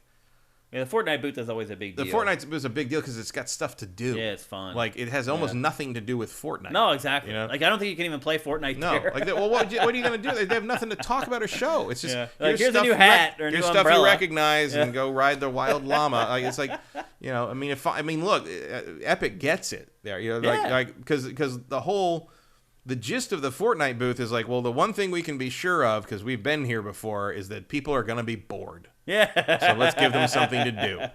Kevin Rafa asks, could the ESA somehow convince Rockstar to show up at E3? No one can convince Rockstar to do anything. Anything. Yeah. Rockstar hasn't been at E3 since probably 2008 or 2009. Yeah, long time ago. It has been a long time since Rockstar was there. I do remember their last booth. It was basically like a chain link fence. Yeah, chain link. It was like a junkyard. It looked awful. Like, they didn't even have a huge presence, really. No, and we couldn't even get in. Yeah, they wouldn't take let a meeting with us. Yeah. Yeah, I don't think they're ever coming back. Honestly, I don't think you could give them any amount of money to come back. Rockstar knew before anyone. Yeah, really. I mean, 2K is there. 2K is there, but Rockstar knew. Like, Rockstar was beyond. Yeah. Anything very early on. Yeah, it figured out it was better than, or it thought it was better than the rest of the industry a long time ago. After San Andreas, they knew they didn't need to answer to anybody. Yeah. And so far they're right. So final question here is, does E3 come back next year?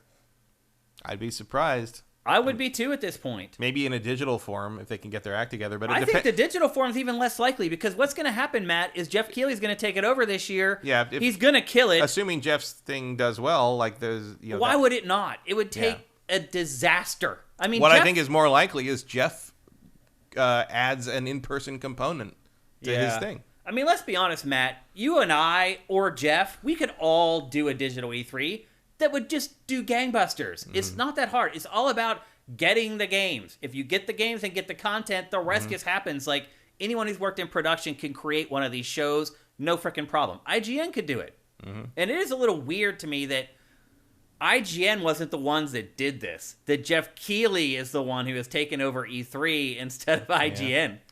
I mean, we saw, it doesn't super shock me because Jeff has always been willing to play the game outside the lines. And that has been his great strength. Like, even back in the day, everyone's like, how does he keep getting all those crazy exclusives? And it's like, well, because he doesn't go through PR, he goes through marketing. Because he knows all the marketing people. He does, through connections through his dad and stuff. Yep. And that was his secret. Yeah. And in this case, I remember when he first started the Summer Games thing and started, decided to break away from E3 and stuff. And I was like, oh my God, why is he doing that? Why is he going to challenge that? I'm like, man, don't underestimate. I am no huge fan of how he does some of his stuff. In fact, I think it's bizarre that the Oscars were more like the Game Awards this year, in the sense that they did a bunch of the awards ahead of time and barely buzzed through them as though they didn't matter. I'm like, that's not what you need. You're emulating in the wrong direction here, boys. Yeah. But don't underestimate him. Don't underestimate his ability to see the path. I worked with him for like 10 years. I know, and he knew, look, he exactly what he was he was so inside on the E3 stuff, and he worked with them forever, and he knew it was coming. And I think I said at the time when he broke off like last year, the year before, whatever it was, for his own thing. I'm like, he knows something. Yeah. Like something's happening. He sees what's coming, and he knows this is his time to go independent. But you're right. He was right. When I was at Game Trailers and he was doing his TV show on Spike, Game Trailers TV with Spike TV, and we coordinated every week on exclusives. I talked to PR people to get exclusives for the website. The people he was talking to, I didn't even know who they were. No. And they're the ones who call the shots. Right. Because PR would be like, oh, we do the thing. Well, we plan this, but we can't because marketing's doing this thing with Keighley. Like, I would get calls from like, no, PR people and be like, because he would get stuff for the show, and then as soon as it aired on the show, it would go onto GameTrailers.com, and it was huge. And then because of that, we had so many people on the site that I could get exclusives for almost anything just by asking PR, but a lot of times I would get calls from PR people. They're like, where in the hell did that come from? I'm like, Keighley. And they're like, but Keighley didn't talk to me. And I'm like, exactly. Mm-hmm. He didn't talk to you. He talked to somebody, your boss. Yeah, he talked to someone way over your head. Yep. Or someone who works in marketing instead of PR. Yeah, where the marketing controls all of it. Because they control the money. Yeah. Yeah. Marketing can make changes to the games. Yeah, I know. Yep. Like marketing is why the assassins in Assassin's Creed wear uniforms. Yeah. Even though they're not supposed to. Right. They're supposed to blend in with everything. Yeah. But the Templars all look different, and the Assassins all wear a notable uniform with a point on their hood. Because marketing was like, well, we want that to be recognizable. Yeah. And what marketing says, you do. Yeah. I would say it's more likely that E3 doesn't come back than it does. Mm-hmm. And I guarantee you, if Keighley's going to knock it out of the park, Summer Games Fest, I know he is, and why would any of the publishers want to work with the ESA again on a digital event? They won't. Not for the amount of money they're going to try to charge. So there's not, I think the chances And on top of that, if the ESA isn't charging money for it, why does the ESA want to do it? I know. That's the whole point for them. Yeah, it's a money-making event. So I think the chances of the ESA doing digital E3 next year, 0. Pretty low, yeah. The chances of doing an in-person event, I'd say right now is about 50-50. Mm-hmm. And I'd heard, I don't have any proof of this, but I'd heard that they didn't even keep up their reservation on the convention center. Oh, really? That's a really bad sign. Which would indicate something. Yeah. That's a really, really bad But sign. I think the most likely outcome is E3 just doesn't come back, or if it comes back, it's just sort of like we're going to invite the business people to hang out in the Marriott and make their deals or whatever, but there's not going to be a show floor. Yeah. And Jeff gets his ultimate goal of having a Game Awards in style the middle of the year. Thing in the middle of the year. He's got every 6 months. Yeah. That's his year now. He spends 6 months planning the Game Awards. He spends the next 6 months planning the Summer Games Fest, and he's got kind of the industry covered from each end of the year, and that is. And I think he will simply be the fortress of that for a long time until he shows some sign of weakness or faltering, which will take a sea change in how this media is presented, and that may happen. Maybe Jeff in the end does not adjust to the VR revolution properly, and some next generation Jeff Keighley comes whatever. in. Yeah, maybe some new Jeff Keighley equivalent comes in and figures that out, and suddenly he's the ESA. Or Facebook or someone does it. Yeah, I mean, I have a hard time seeing Facebook, like a corporate entity like that, moving in without just moving in on him. Because what might happen there is someone just tries to buy the Game Awards from Jeff. What's the best way to kickstart the metaverse, though? To do it in E3 in the metaverse? Because the people who are most likely to have VR HMDs are gamers. Yeah, but gamers are also the least likely to agree to have a Facebook account and buy your VR headset to do that. If they needed to do it to watch E3 stuff, they'd do it. You would never be able to have that happen, though. It could be. I mean, I'm talking 5 years down the road. Yeah, but you would never have a VR exclusive event. You'd limit yourself too much. Facebook would have to start that event themselves, and Facebook is not going to have the access because all Jeff has to do with that is counter program. Or they hire Jeff. That all comes down to how willing Jeff is to sell out. Right. And the thing is that Jeff doesn't need the money. Yeah, he doesn't. He's never needed money. And I think he values, this can always change, but I think Jeff values his independence Yeah, and how I'm he sure. thinks it should be done more than he would value like a payout from Meta. I'm sure. So, but it's not looking good for E3. And like, I'll be honest with you, Matt, I don't even really miss like all the B-roll that you guys were just watching from the last several E3s. Like, I don't think I'll miss that, because the people that we know in the industry, you don't even see them on the floor anymore. None of us because go to they're the floor all anymore. like executives or whatever, and they're not out on the floor walking around anymore. No, they're doing biz dev stuff over at the Marriott or. And what I will miss is stuff like Packers Party, where everybody gets together and you get to see everybody you haven't seen for, and in this case, it's been like 4 years now, it feels like. That's what I'll miss, and you can still do that with a Summer Game Fest. Patrick can still do an E3 party. Yeah, but it's a Summer Games Fest party. Yeah, if Jeff does an in-person equivalent, like with the Game Awards, then everyone will come into town for that. I don't think Jeff will ever do an in-person event. It's way too much work, way too much hassle. I just don't think it'll happen. I think he will. The logistics of that are pretty insane. The logistics would be more or less the same as the Game Awards. I don't think you would do a show floor, a big thing like that. I think you would just have an audience kind of thing. Yeah. And you'd bring in, you want to bring in the developers, do interviews and stuff like that. It still brings everybody into town, more or less at the same time. Yeah, I agree with that. So anyway, I believe it's probably the end of an era. Yeah. Which sucks. I was saying on Good Morning Gaming how, E3 is a big reason why I ever joined the industry. Because when I launched my fan site back in college, back in the mid to late 90s, like the holy grail was going to E3. The first time I walked into my first E3, I was like, oh my God, I will do anything to become a part of this industry. And I did, and it somehow happened. And so I'm always going to have that affinity for the show, because without it, I don't think I would have ever done this. So it's a little disappointing to me too, because I think about someone who's 18 right now and they're launching their own YouTube channel, and maybe their dream is to go to E3 one day, and now that it's not. Their dream is not to go to a show that hasn't happened since they were 15. What is their dream? Their dream is to have a successful YouTube channel. But I mean, my dream was to have a successful website. But as a conduit to get into the industry, they want the dream now is to have your own business. Basically, your dream now is to have that big Twitch channel. The dream now is to have access and influence. It's not so much to go to this thing. That's not really as important. Or if you go to that thing, you better be the center of it. No, that's part of it that's too. Too bad. The influencer culture is a very different thing, because I understand what you mean when you talk about like seeing that place and wanting to be like, I get it, I did that too. The difference for me is like it's inspiring, right? The difference for me is that I don't think it has been inspiring for more than a decade. That was a function of E3 from when we were that age, and that isn't what it is anymore. The world has changed. The world has moved on, as Stephen King would say, and time takes no prisoners, and that includes E3. I don't know. I still have I wouldn't go that far, but. I do think it's teetering on the brink of never coming back. It's right there. I'm not saying the E3 that ESA is not dumb enough to try it, but I really don't think it's a good idea. Yeah. You wasted too many years. Yeah. Well, they could have tried it this year. They could have tried it this year, but I think they used the pandemic thing as an excuse to shit, because they announced that real early. Like you got to plan a lot of stuff, but like. Or maybe they didn't want to throw that much money at the planning and have to cancel it if something went wrong by June. I said at the time, and I still believe like they were using it as an excuse to not do it this year. And this way, well, if that's the case, then they're definitely not. But they already said they're doing it next year. They also said they were going to do a digital event this year. Yeah. A lot of stuff can change. Yeah. By the way, we should have mentioned that the ESA on the record has stated that it is doing both a digital and in-person event next year. So, and in Los Angeles, and they're saying there's going to be a bunch of changes, and it's going to be more awesome, blah, blah, blah.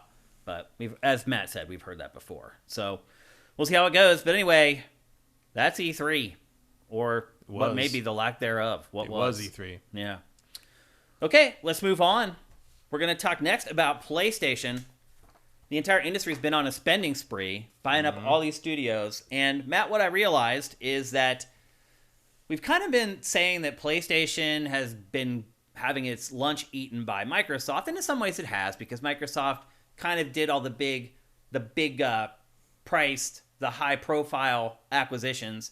But I went back and kind of looked. PlayStation has acquired a lot of studios in the last year and a half or 2 years, and just this week, Jim Ryan said that they're not done, that they are going to acquire more studios. We'll get to whether that's a good idea or not. But first, I just want to run down very quickly the studios that it's bought in the last couple of years. Housemarque, actually, we could probably add Insomniac, because that was 2019, I believe. Yeah. So Insomniac, Housemarque, Bluepoint, Bungie, Firesprite, Nix's, Fabric Games, Valkyrie Entertainment, and they just bought Jade Raymond Studio, Haven Studios. Those were all since 2019.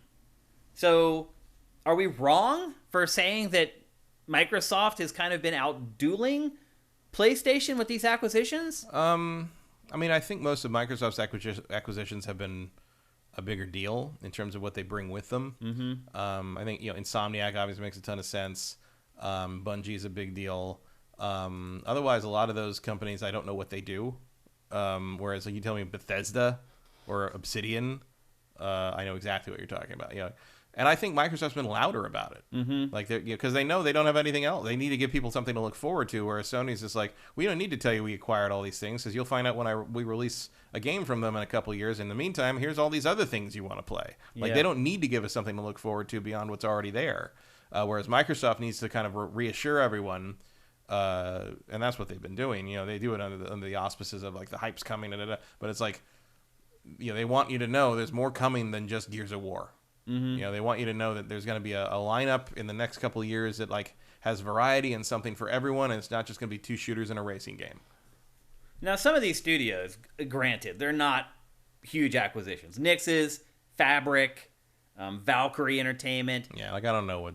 my guess is most of those studios were purchased just to be support studios when they need someone to handle the multiplayer mode, or they need someone to handle a remaster or a remake of an existing game. I think those studios were probably acquired for that kind of stuff. But there's no denying, obviously, Insomniac and Housemarque and Bluepoint and Bungie, and to a certain extent, Firesprite, which wasn't a big deal when it was acquired, but it does sound like PlayStation is putting a lot of investment into that studio and trusting it with some big projects. It's reportedly working on Twisted Metal, and I think it's working on a unique game right now as well. So I don't think it's just going to be a support studio. But do you think maybe we're underselling PlayStation, though, a little bit? And do you think this is smart? No, I don't think we're underselling it. I think those are less high profile acquisitions compared to something like Bethesda. I mean, it's just like Elder Scrolls is probably never going to be on a PlayStation system again. Like, that's a bigger deal than they bought Bluepoint. Yeah. I don't know if it's smart. I mean, I don't know. Like, some of those companies, I just don't know what they're doing. I don't have a perspective on why you're buying them to fill out the roster with smaller scale releases, which Sony does seem to value. I don't know. I don't have an opinion on that until I see what they're going to do with them. Until we see some output from them. Should Sony keep buying more studios? I mean, I think they should be picky about it. I think their stable is pretty solid as it is. I do think, and I think, I know they'd have to go through some parent companies, buy some parent companies to get it. You could do worse than to buy From. I mean, that would be the last big piece on the board. That's the ball that's sitting on the tee right now. Yeah, that's the last big piece on the board. It's the last most viable studio you could purchase. Yeah, if you have to buy a PlayStation to play the next, Elden Ring, that could be a big deal. That's a big deal. Yeah. A lot of people are going to be unhappy about that. The PC players would be unhappy to have to wait a year. There aren't many studios left out there that make sense on that scale. No. On that scale, which is important. Because Bandai Namco, Capcom, those are all bigger purchases than From Software. And I think if anyone buys Bandai Namco, it's going to be Nintendo. Yeah. Because they're already partnered with them in so many cases. There's already relations there. I mean, I guess somebody could try to buy Ubi, but that seems could you imagine how much the internet would melt down if Nintendo bought From Software? I can't even imagine. So outside the box. Oh my gosh. I guess that would be a ground shaker. That's for sure. Like Koei, like Tecmo Koei. Like, I don't know if anyone would want to dive into that, and I would not. It just doesn't seem worth it. No. Like, I think that Dynasty Warriors money is dried up a long time ago. I think you get the best of that by doing what Nintendo does and just partnering with them when you need to. Yeah, I think From is the biggest piece left on the board at this point. I'd agree. Yeah. And in terms of things you could feasibly buy, like I don't think you could feasibly buy Ubisoft or 2K or anything like that. It's a little complicated because they are owned by a parent company, but the day may come when EA is on the block. Like they're especially with this change with FIFA. Like I don't know how that's gonna go. Yeah, because they're basically losing the FIFA license. Yeah. Although it sounds like they'll still have all the players in teams somehow. Yeah, they're just gonna be EA Sports Football Club. Yeah. Because it's like the Players Association is a different license. This game is so gorgeous, by the way. Yeah. This Demon's Souls remake, really just stunning. Yeah, I loaded it up again after taking a break from Elden Ring, like running through this, and like, one of the things that I really was surprised to notice is like this game's so easy now. Oh, compared to Elden Ring? Compared to like playing the others for so long, and just how smooth this is now. Mm-hmm. Like I'm sure I wouldn't think that the original was all that easy if I pull it up on PS3 because it's so choppy and clunky in places. It's like this really thing, archaic. This thing just plays like butter to the point that it's just like, oh, this is great. Like this is no problem at all. Matt, do you fear that we're going to get to a place where there are no third parties anymore? No. No? There will always be third parties that rise to fill those niches. Like, I mean, one that's kind of rising now is like Embracer and THQ Nordic. Embracer, THQ Nordic, Devolver. But Devolver's all indie, small stuff. So were some of these others for a long time. Like THQ Nordic was, Nordic Games was not a player until they bought THQ and became a player. Yeah. And got but the that is funding an for it. anomaly. That doesn't happen a lot. Yeah, but all it needs to do is happen 5 or 6 times in the course of 20 years, and then you got your new lineup of third parties. And Devolver is getting there. Devolver DMCA'd some stuff the other day for this one channel. I can't remember what it was, but basically they did a thing that was very the antithesis of what Devolver presents themselves as being. So they are living long enough to see themselves become the villain.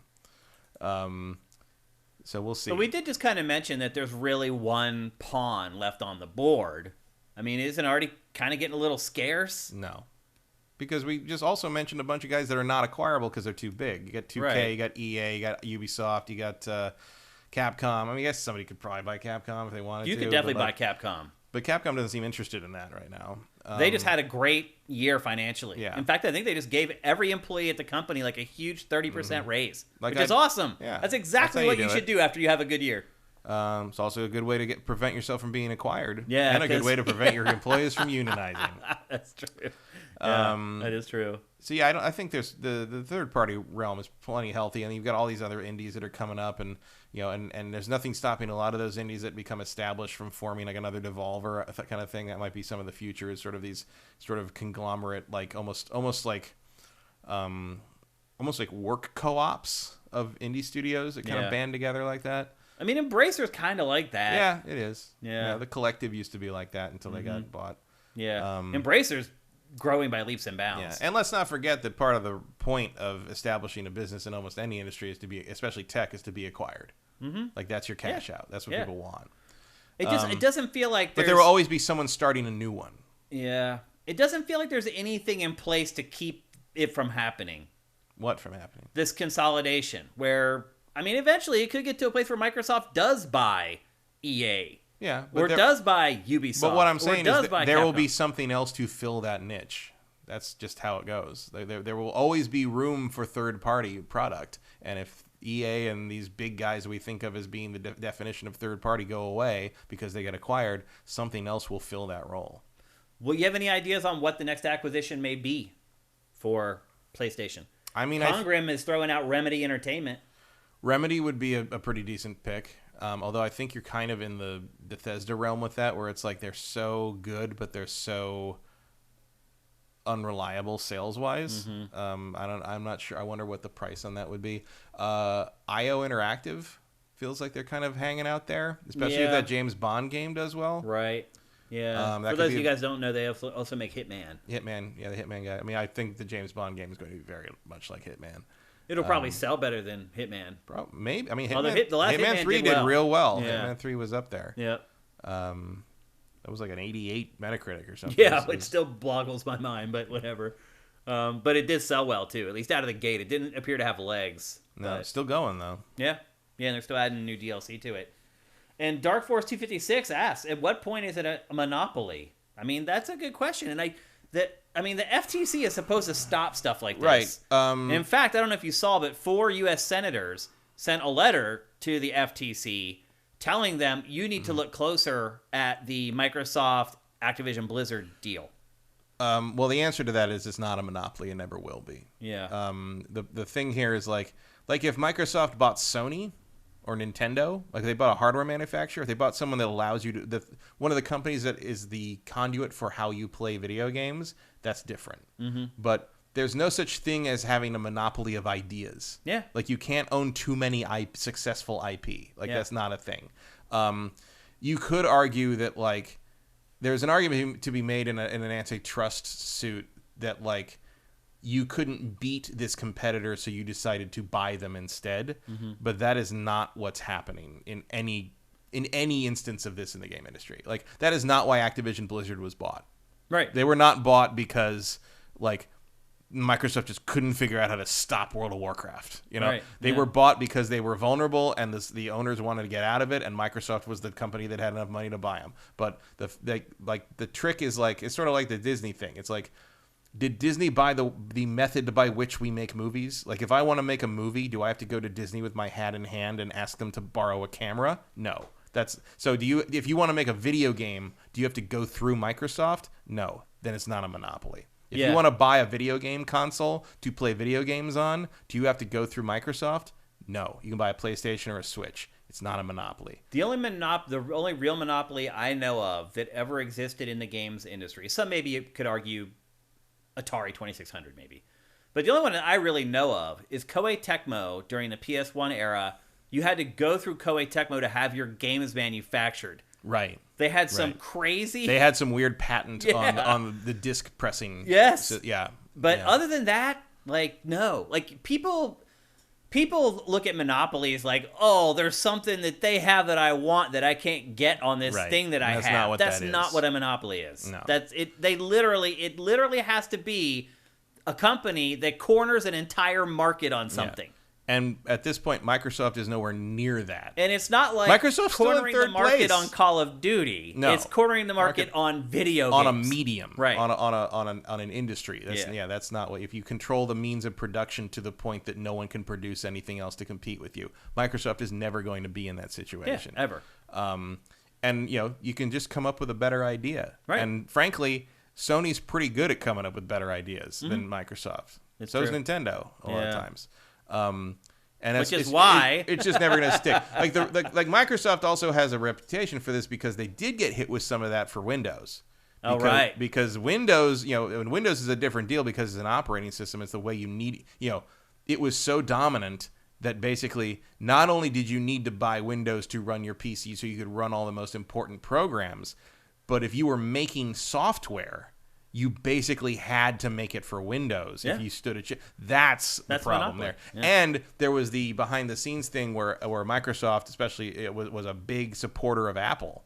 Because while they were competitors, Apple was no threat to them, and they knew that as long as Apple existed, they could point to them and say, look, there's our competition. They have an OS. Yeah. So that was that's why Microsoft Office was available on Apple OS forever. Because so that they could basically maintain a monopoly. Yeah, we get because if you gave them that business software, it made iOS more viable and guaranteed that Apple wouldn't go away. And when those iMacs hit and Apple had that resurgence, it was the best. Microsoft was thrilled. For Microsoft. Yeah, they were thrilled because then you could point to it didn't quite work, especially when Linux started making noise about things, because Linux showed how difficult it was to get a foothold in the face of that. So you had an antitrust situation there, but that is not going to be the case as long as there's more than one game console out there. That's the problem.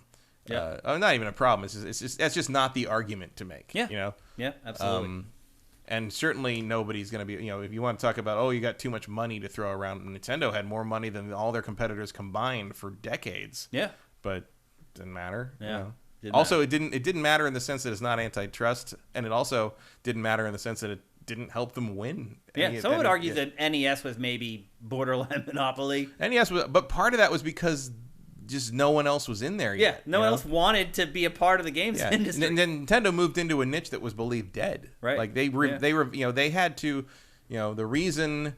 That's when consoles became known as Nintendos. Yeah, it's also when video games became known as boys' toys. Mm-hmm. Because to get it into the stores, they had to market it as a toy. That's why it came with the light gun and Rob the Robot, and why Rob the Robot went away so fast when it was established that they didn't need that anymore. Because no one would touch a video game system after the crash. And once they got into toy stores, they decided was their vector, their way to get in there. So like, okay, and they said, well, toy stores are organized by boys and girls toys.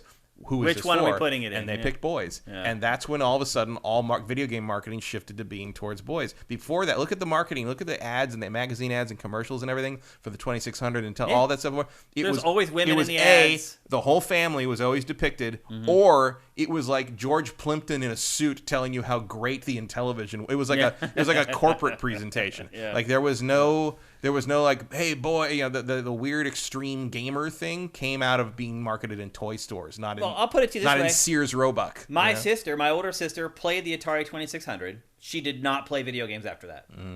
So, proven point. Yeah, anecdotal, but still. But it is a massive shift in how that was marketed. Yeah, and it's a stigma that remains to this day. Yeah, like that was a decision they could not have possibly foreseen the ramifications for. But yeah, Nintendo probably had a little, and Tengen came at them for stuff like that. But the company's trying to make the third party cartridges and not have the Nintendo seal of approval on it. And they won. They did. They won that suit. That's why those Tengen games are worth so much now. Yeah, because a lot of them were better than Nintendo's versions. Yeah, Tengen Tetris is way better than Nintendo Tetris. Way better. Yep. I think acquiring more studios is smart because it's going to work no matter which strategy you want to use. So if you want to follow Microsoft strategy of a Game Pass service, you're going to need studios to create exclusive content. Yeah. If you want to follow PlayStation's existing strategy, which is create these awesome games and sell them for $60 or $70, big boutique expense, you're going to need studios to do that. So no matter what, it's never a bad idea to help to build your first party roster of studios. Either Game Pass or just a standard traditional release schedule. You have to feed that beast. Yep, absolutely. And look, Microsoft has shown us firsthand in the Xbox One generation what happens if you don't stay on top of that. Yeah. You have these giant deserts in your schedule. Yep. And I think Sony is very much trying to avoid that. The Abrams says Tencent has invested in more studios than Microsoft and Sony combined. That's true. Generally a mobile publisher. Yeah, but they have a ton of money, man. Yeah. They bought what percentage of Epic do they own? I know it's not controlling it. It's not controlling, but it's getting there. Yeah. They're definitely someone to watch. But meaning if you're into the financial side of gaming, it's something to watch. For our purposes, probably not. No. But if someone is going to go around screaming about Microsoft being a monopoly, they should really be paying more attention to Tencent. Because you never see those people talk about Tencent. Yeah. Because they're this Chinese company that's... Right. Also, if they were doing that, there's nothing over there doing their. Well, there's nothing we could do about it. You know, like the FTC can't. They're can't regulate. They're not in America, so it doesn't matter. Nothing they can do. But if you're going to complain about Microsoft, you should also be complaining about Tencent twice as much. Yep. But also, what Tencent has is also not a monopoly. It's just a lot of investments and things. Yep. Okay. It's time to move on. We're going to talk next about April Fool's Day. I talked about this in Good Morning Gaming last week, how April Fools, for whatever reason, is this huge thing. And actually, I want to get your take on that, Matt. Why do you think April Fool's has become such a thing in the games industry? It became a big thing on the internet in general because it's so easy to fool people with some slick produced thing. And people don't check anything, people don't double check, they just share it, and it's so easy to go viral with a cool thing or a dumb thing or a funny thing that I think it just became, especially in the era of social media, became seen as an easy way to get some eyeballs on you. I shared a story in Good Morning Gaming. Also, in terms of gaming, I think it's big in gaming in particular because a lot of people who are big game people, especially online, are A, very gullible, B, don't check things, and C, get really, really mad when they realize they've been fooled. And that is a perfect storm of entertainment for people who do these things. I shared a story in GMG about the first year I worked in the industry, and for whatever reason on April Fool's Day in 2001, the guy our news editor was out, and he had gone to some event to play some game for preview or whatever, and they just threw me on news. They're like, okay, Mr. Features Editor, you're doing news today on April Fool's Day. And I vetted, I think I wrote 20 stories that day or whatever. I had vetted them all, and there was one story that was just so insignificant that like no one would even care about it. And I was like, surely no one, this story's legit. And I published it. And sure enough, it was an April Fool's joke, and I got burned by it. And everyone there was understanding. They're like, oh, we threw you to the wolves today. It was like the worst day we could have put you on news, blah, blah, blah. But still, I got fooled by it, and it was a huge thing back then. And then I did a little bit of research for that topic on GMG, and I just started remembering all the EGM stuff from like 90, 91, 92. Like, yep, the Shenlong. Oh, I mean, thing. They've done so, like the Teenage Mutant Ninja Turtles code and like... Yeah, the Shenlong thing was the original to me, because that was the one where I saw that magazine. Street Fighter 2. Street Fighter 2 was like this ridiculous thing to get to fight Shenlong. Yeah, you had to play through it twice without taking any damage. Yeah, you had to fight through the game twice and win. And basically, basically the way Street Fighter 2 worked is if you both tied, it was a draw match, and you got two rounds. Each person got a one round, and then you do it again. If you draw again, actually I think what happens is you lose. But they said because that never happens. Yeah. They said like what you need to do is if you tie twice, you win and you'll move on. So you had to play the whole game twice, never taking damage and never dealing damage, and win through draws every time. And then you had to. It's surprising that it fooled. It was people. impossible. There was no possible way. Exactly. And then like you had to do something with Bison where like you had to like, there was some trick to how you had to beat Bison. And people believed it. And then if you did the second time you went through the game, instead of fighting Bison, Shenlong would come out and throw Bison off the screen, and you'd fight. He looked like Akuma with like a white ponytail. Yeah, yeah. And in fact, Akuma's based on that because it was on that Photoshop, right. basically. So. Yeah. Because that's where that idea came from. And man, when that magazine came out, we went to the arcade a couple days later, and all anyone was doing was trying to do it. And I'm like, I don't think you can do that. It's not possible. And like for a month, there were people that did nothing but do this and saying, no, I know a guy at Golfland in Sunnyvale that did it. And I'm like, who? That's all it took. There's always, it's just it's the same guy he knew who had Chun-Li throw her bracelets or any of the weird rumors that didn't exist. And then a month later, they're like, "Oh yeah, that wasn't real. Congratulations to whoever their first guy wrote in a mail to say like that's not real." And that became a tradition after that. But the point I'm bringing it up is to point out it's been a thing in the games industry way longer than most industries, and it's continued year after year after year. And so this year, I wanted to recap some of the bigger, better, poor trusting nerds who don't know how to look at anything critically. Yeah, I mean, I don't mind any of it. I think it's. Usually it's fun. Sometimes it's dumb. I see people that just like get so mad about it. I'm just like, who cares? I don't get. I mean, look, I didn't pay attention to a lot of it this year because I was at the film festival. Right. I didn't see many things that were. Well, we're gonna take you through a trip. The only thing I saw that I noted was Fantasy Flight Games, who makes a card game called Marvel Champions. Their April Fool's thing was like, oh, the next new character in the game is going to be Spider-Ham. No. And then 2 days later, they put up pre-orders. It was like, oh, by the way, that wasn't a joke. It's really the next character. That's the best. Yeah, so. Well, here, we're going to run through very quickly some of what I think were the best April Fool's jokes. And you can tell me if you think they're good or not. Yeah, I guarantee you I don't know probably any of these. Okay. I saw maybe two things while I was there. The first one was for Sonic Frontiers, which is the upcoming open world Sonic 3D game, although I guess we don't really know exactly what the game's going to be. I think we're assuming that based on the trailer we've seen so far. I think it's an open world. It appears to be that way. But the fake collector's edition for the game, according to Sega of Japan, included a wooden bath bucket, a Sonic print towel, a waterproof Sega Genesis, a non-waterproof Game Gear, and a rubber duck. And then it said it would sell for around $260. What do you think about that one? There was no video release, just this still image. I feel like we're missing a piece of information about this game that make sense. Right. But I like the idea of a waterproof Sega Genesis. But what's the water theme, right? Yeah. Is that like a big deal? I guess it's like, is it like a hot springs he goes to or something? Is that? I don't know. Look at the photo. He's actually at a hot spring there. Yeah. But it's really just a stuffed animal. Right. But it's like a bathhouse. He's in a bathhouse, yeah. I don't know. I don't understand. Maybe it is a hint at what the game, some part of the game or something. I don't know. Maybe your checkpoint, your fast travel points are like onsen springs or something, like hot springs. That would be bizarre. But maybe you're right. I don't know. What do you think about that one?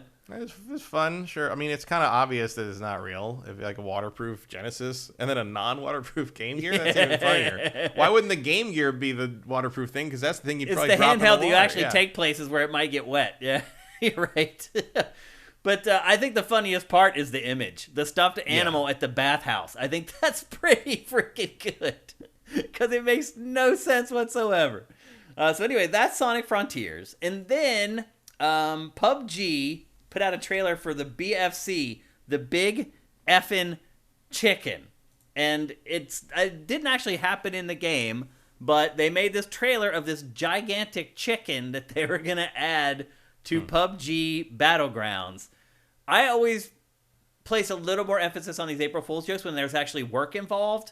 Like, that image from Sega Japan didn't take that much time, but creating a trailer with a massive chicken inside your game. Nice Godzilla reference there. That one shot is a Godzilla reference. The whole thing is pretty much, it's kaiju, whatever. Oh yeah, but the one shot of over the mountain, like that is a direct reference to a shot from the first Godzilla movie. I respect that. What do you think, man? Like, look at the Fortnite AC-130 footage. Fortnite does such weird shit that like. Would it super shock you if this happened? Existence is futile. Like that is like a thing that Fortnite would do on like a Tuesday, right? Like on one hand, they're kind of clowning yourself on this one because it's like, hey, what if PUBG like did interesting things? Yeah, yeah. And someone brought up in chat that Digital Foundry did an analysis of Biomutant. I didn't quite get why they did that. Was Biomutant a thing at Digital Foundry for some reason? I don't know. I don't know either. But they did like a whole analysis on Biomutant, which actually has been out now for forever. So maybe that's a joke. They're doing an ancient game that nobody cares about, or yeah, I don't know.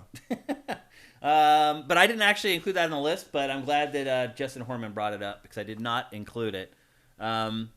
Let's see. Up next,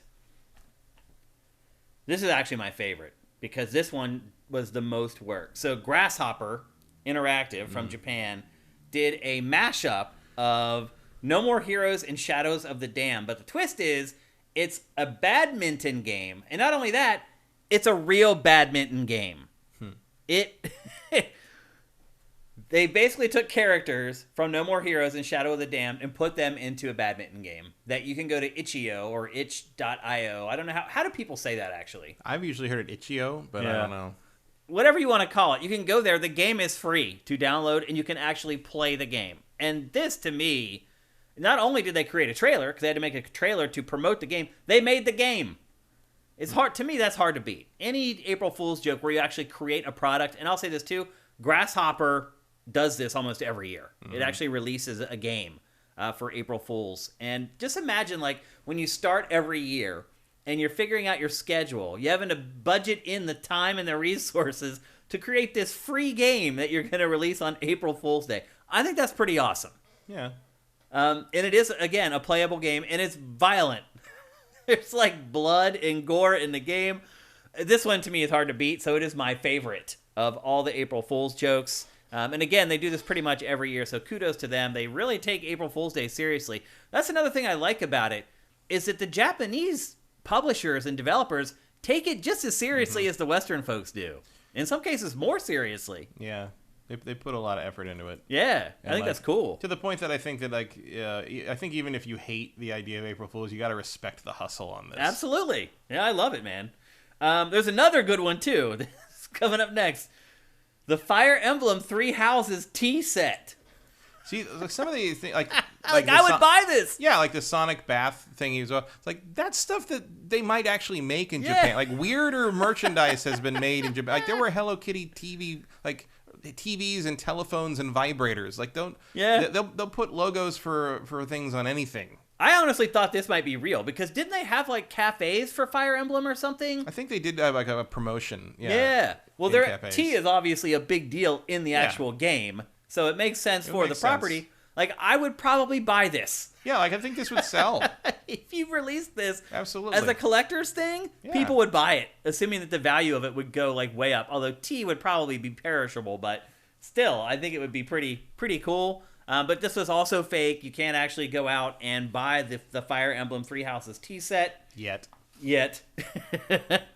And then some of these things tend to be like they're almost pilot programs. Yeah. It's like if like people actually really like it, maybe. Yeah, like happened with the. I think the first thing that happened with was that Tauntaun sleeping bag. Oh. That was an April Fool's joke, and everybody liked it so much they made it, and now it's like they're on like they've been making it for years as like one of their standard products. Which, now. when you think about it, is so disgusting. Yeah, that was the joke. It's great. And then the last one that we have a video for is from Corsair, and it is a one-button mechanical keyboard. The way that they do this is so great. Look at To pay respects. This is awesome. Look at this. Like, you can just swap out whatever letter key you want onto it. And then when they do like the right-handed, like, and then the left-handed, because you just switch sides, because it's just the same thing on both sides. It's awesome. It's called the K1 RGB. Fewer choices. Fewer choices. And I like that they still advertise how good their key switches are. Yeah, key switch, which works everywhere, right? On all their keyboards. Rumble. I think that's pretty clever. Yeah. That's solid. Yeah, it's a good one. So kudos to Corsair for doing that. And then isn't that just an old mouse when you think about it? Yeah. It is. Like an old, just one like button. a one-button mouse. Pretty much. And then there was another one, like Goat Simulator announced that they were going to do a musical with Steve-O. Mm-hmm. They didn't release any media for that or anything. They put out a press release. I think Steve-O put up like something that he did on TikTok or something for it. But those were the better ones, I thought, from this year. What do you think? How would you grade those? Those are good efforts. Yeah. I think I think I got to give it to Grasshopper. Yeah. Overall. If you build a game, it's like everybody wins on that one. Yeah. The Corsair one's pretty good too, though, because I'm assuming they had that built. They built it in CG or something. Yeah, that was CG. So that took some work. I also like I like it when like an April Fool's is sort of like a reference or an acknowledgement of some ongoing complaint or question or running gag or something. Or something that fixes something that people have been complaining about for a long time. Those are always fun. It was one I liked from a while ago, which was there's a channel called Watch It Play that does like really detailed, really good tutorials on board games, how to play them. Mm-hmm. And one of the ones that everybody wanted them to do was Star Wars Rebellion, which is a super complicated, like, Conquer the Galaxy, like a Risk style game. Mm-hmm. Very complicated. And they would never do it because basically they're sponsored. You know, they only do videos if they're sponsored by the game makers. Yep. And like so the guy who does them, Rodney, for April Fool's, he's like, okay, everybody asked me to do this, so we're gonna do Star Wars Rebellion. Here's how to play Star Wars Rebellion. And he just sat there for 2 hours and read the instruction manual out loud. Like, no video, no demonstration, no cutaways, no B-roll, no nothing. It was just a man with a game instruction manual reading to the camera for 2 hours. Couldn't even do that now. And I'm like, because there's no such thing as an instruction manual. Oh no, this is a board game. There's a giant. Yeah, I guess you always have to have one for a board game. They're huge. Yeah, they're like little books, I guess. Yeah. Some of them. Sometimes there's two. By the way, people, Matt has one of the biggest changes of your house from the last time I was here to when I came back to start doing the show here again, is his collection of board games. Mm-hmm. You have a wall that's as big as the wall behind me that's just shelves just packed with board games. Yeah. It's amazing. It became one of the things we all started to do during the pandemic. Coming back from the pandemic, coming back from the lockdown. I was like, here's a good reason to get people to come over and do something.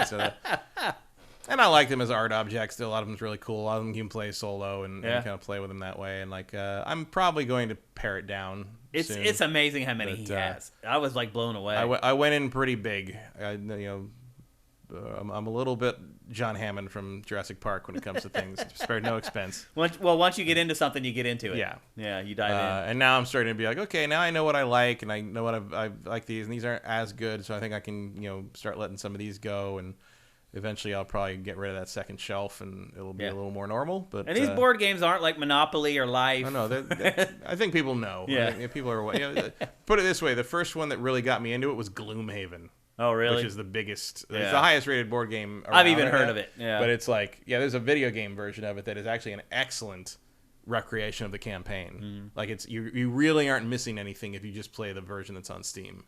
It's very, very well done. And it doesn't take an hour to set up. No. So anyway, there you go. That's April Fool's 2022. I would want to give high marks to the industry. I think it did a pretty good job. There were dozens more, by the way, that happened that I just didn't bring up. Some better than others. I feel like these were probably the most memorable ones, but I enjoy this about the industry, and I hope that it keeps happening. I hope it continues throughout the coming years. All right, let's move on. We're going to talk next about another crappy studio.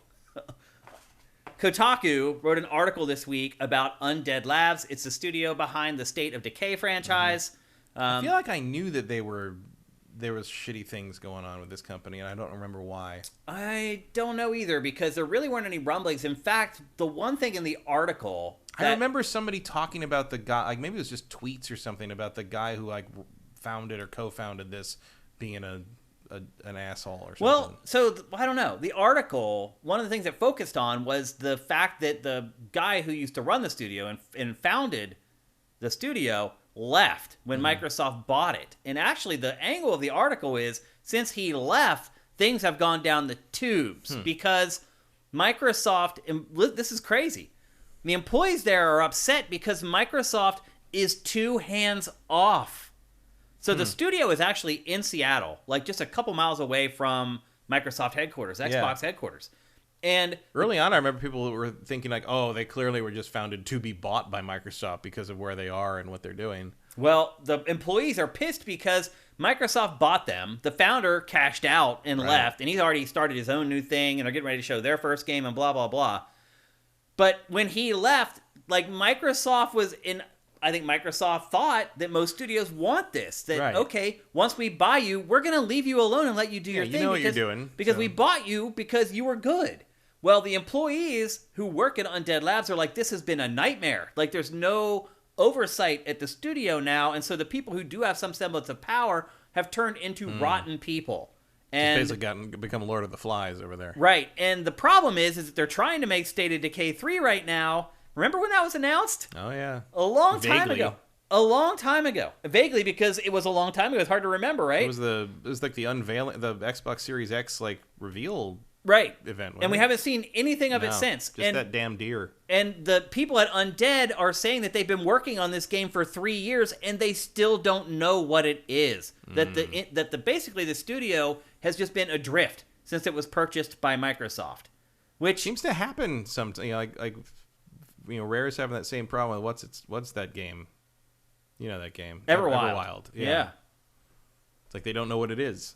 Right. They can't figure out what the game needs to become, and which is weird. Which is doubly weird with this because this is like, just do State of Decay again. What do you? It's State of Decay. We just want a State of Decay that doesn't look like ass. Right. How about that? It runs better than 18 frames a second or whatever on this new hardware that you have to work on.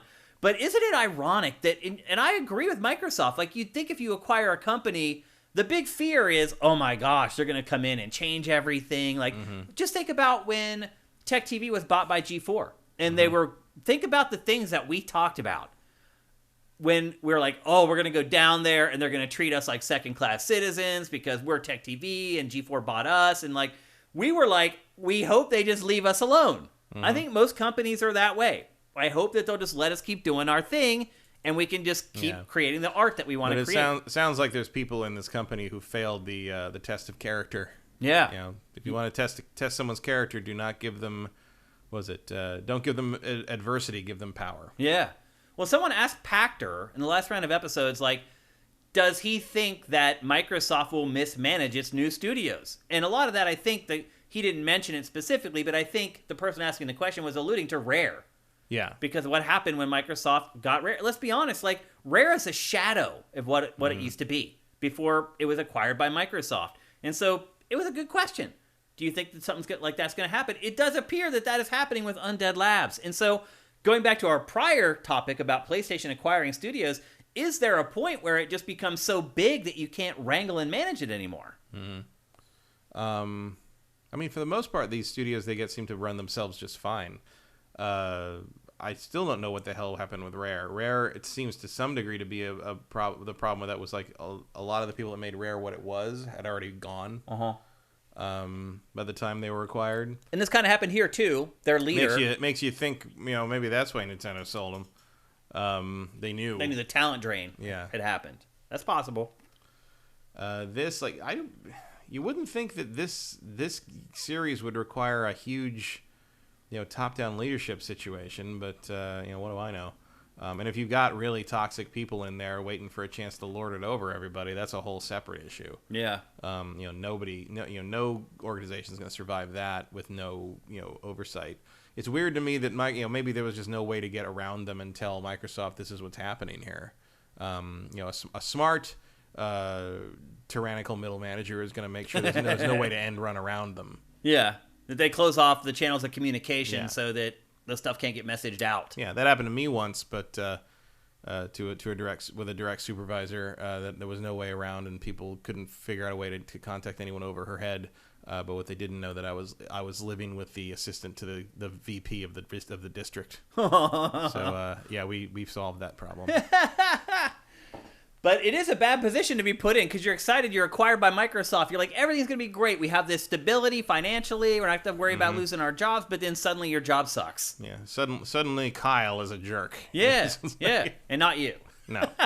Why does it seem like so many gaming companies suck? Do you think that this isn't just gaming, that it's just corporate America in general? I think it's corporate America to some degree, but also I think gaming places seem to be susceptible to it, both in terms of sort of the sweatshop culture that has sprung up around game development, and also because a lot of people working in game development are not the most socially adept people in the world. Yeah. And they're either easily taken advantage of, or they fall easily prey to being bullies because they were bullied.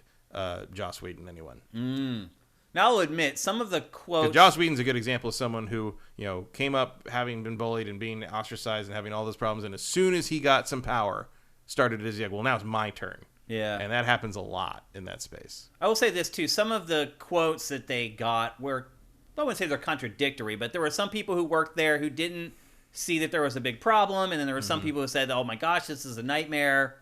I mean, there are some people, like I've said many times, predators know who they can do that in front of and who they can't. Yeah, you have mentioned that before. There's tons of people at G4 who had horrible times that talk about that, and did I see much of that? No, because the people doing that knew better than to do it in front of me.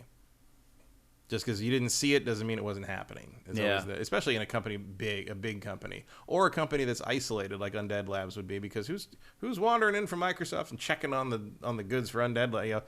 They don't seem to have an actual deadline for this game. So, That was the other thing that they said, is that they don't have a deadline. Yeah. That they're just letting them just figure it out. And they're like, and they also felt like just managerially, they needed like a rudder in the water. Yeah, you need something to put the fear of God into you and get the work done. Just to make you realize that you have to finish this at some point. It just can't go on forever. Some people thrive with no structure like that, but some people need a deadline. I need a deadline. Yeah. Like, I even, if I get a deadline a week out, I'm not going to do that work until the day before. See, I'm not like that at all, man. I couldn't. I would. This Sifted would have died 4 years ago if I acted Which is why that way. I tend to say it's just like it's better for me if I get especially like a freelance job or something. I'm like, oh, you need that tomorrow? Cool. Yeah. Because that's no different than if it was a week away. Yeah. Because I would do the same amount of work in the same amount of time. People in chat are defending Rare.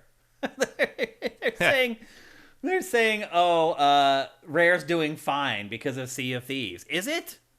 Is it doing fine because of Sea of Thieves? I mean, Sea of Thieves is probably their first successful thing they've done since Microsoft bought But them, define so successful, meaning it lasted like a couple years before it was shut down. It's been years. It's like half a decade old now. Is it that old? Yeah, it was like 2015 or something. Yeah. I mean, we haven't really seen like the financial whatevers of Sea of Thieves. Like it's still going. Does that mean it's made a lot of money? I mean, it must be making enough money for them to keep it alive. I think it just means that there's people playing it. I don't know if that means it's actually making money. But what else has it done? You got to realize it was sold to Microsoft. Sea of Thieves turned 4 a couple weeks ago. Yeah. So you got to realize it was sold. Was that 2001? Yeah, well, when was grabbed by the Ghoulies? It was 2001. It's been 21 years since it was sold to Microsoft. And all you can say is Sea of Thieves? No, it's not fine. It's not doing good. Think about that. 21 years. And what do we have to show from them? We have grabbed by the Ghoulies. We have... You've got the bottom of Avatar shoes. Yeah. We got a bunch of Kinect games. That's Viva Pinata, which people like. Yeah, that was moderately okay. Not a hit, though. No. bunch of Game Boy Advance stuff. Conquer Live and Reloaded, which is not as good as the original. Cameo, Perfect Dark Zero. Which they butchered and changed from the GameCube version of the game when it was actually interesting. Viva Pinata, Jetpack Refueled, Viva Pinata 2, Viva Pinata on the DS, Banjo-Kazooie Nuts and Bolts. I don't think... And then they did the Kinect era, the Kinect Sports. Yeah. Forever. Killer Instinct, that was pretty good. That was decent. They didn't do that, though. That was Iron Galaxy.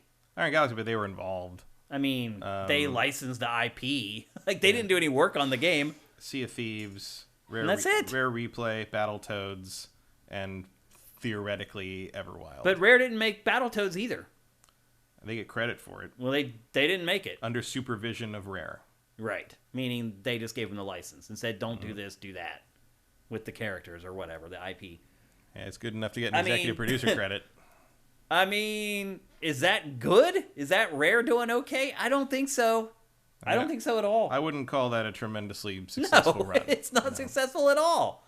So anyway, I just saw people going at each other about it in the chat. Certainly not comparison to what made them an attractive purchase in the first place. Right. Yeah. I mean, and granted, if you look back now, I think they only paid like a couple $100 million for Rare back then. Now that's a steal. Although that's what Sony got Insomniac for too. So yeah, but when you're looking at like, we're going to buy the company that made Donkey Kong Country and Killer Instinct and GoldenEye and Perfect Dark and Blast Corps and Jet Force Gemini and Donkey Kong 64, Banjo-Kazooie, this is probably not what you were thinking. What you signed up for. Yeah. They've been a huge disappointment. But to be fair, Microsoft, I mean, in general, has not really mismanaged its studios in general. So there's one example, Rare, and now it sounds like there might be a second with Undead Labs. But in general, I feel like Microsoft isn't notorious for like getting a studio and ruining it, so to speak. No, they don't do that. Yeah, and they certainly don't shut things down before their time, and they don't. Yeah, it does appear though that Microsoft is maybe growing faster than it can handle. I don't think so. This feels like just like, why would you think that was going to happen here?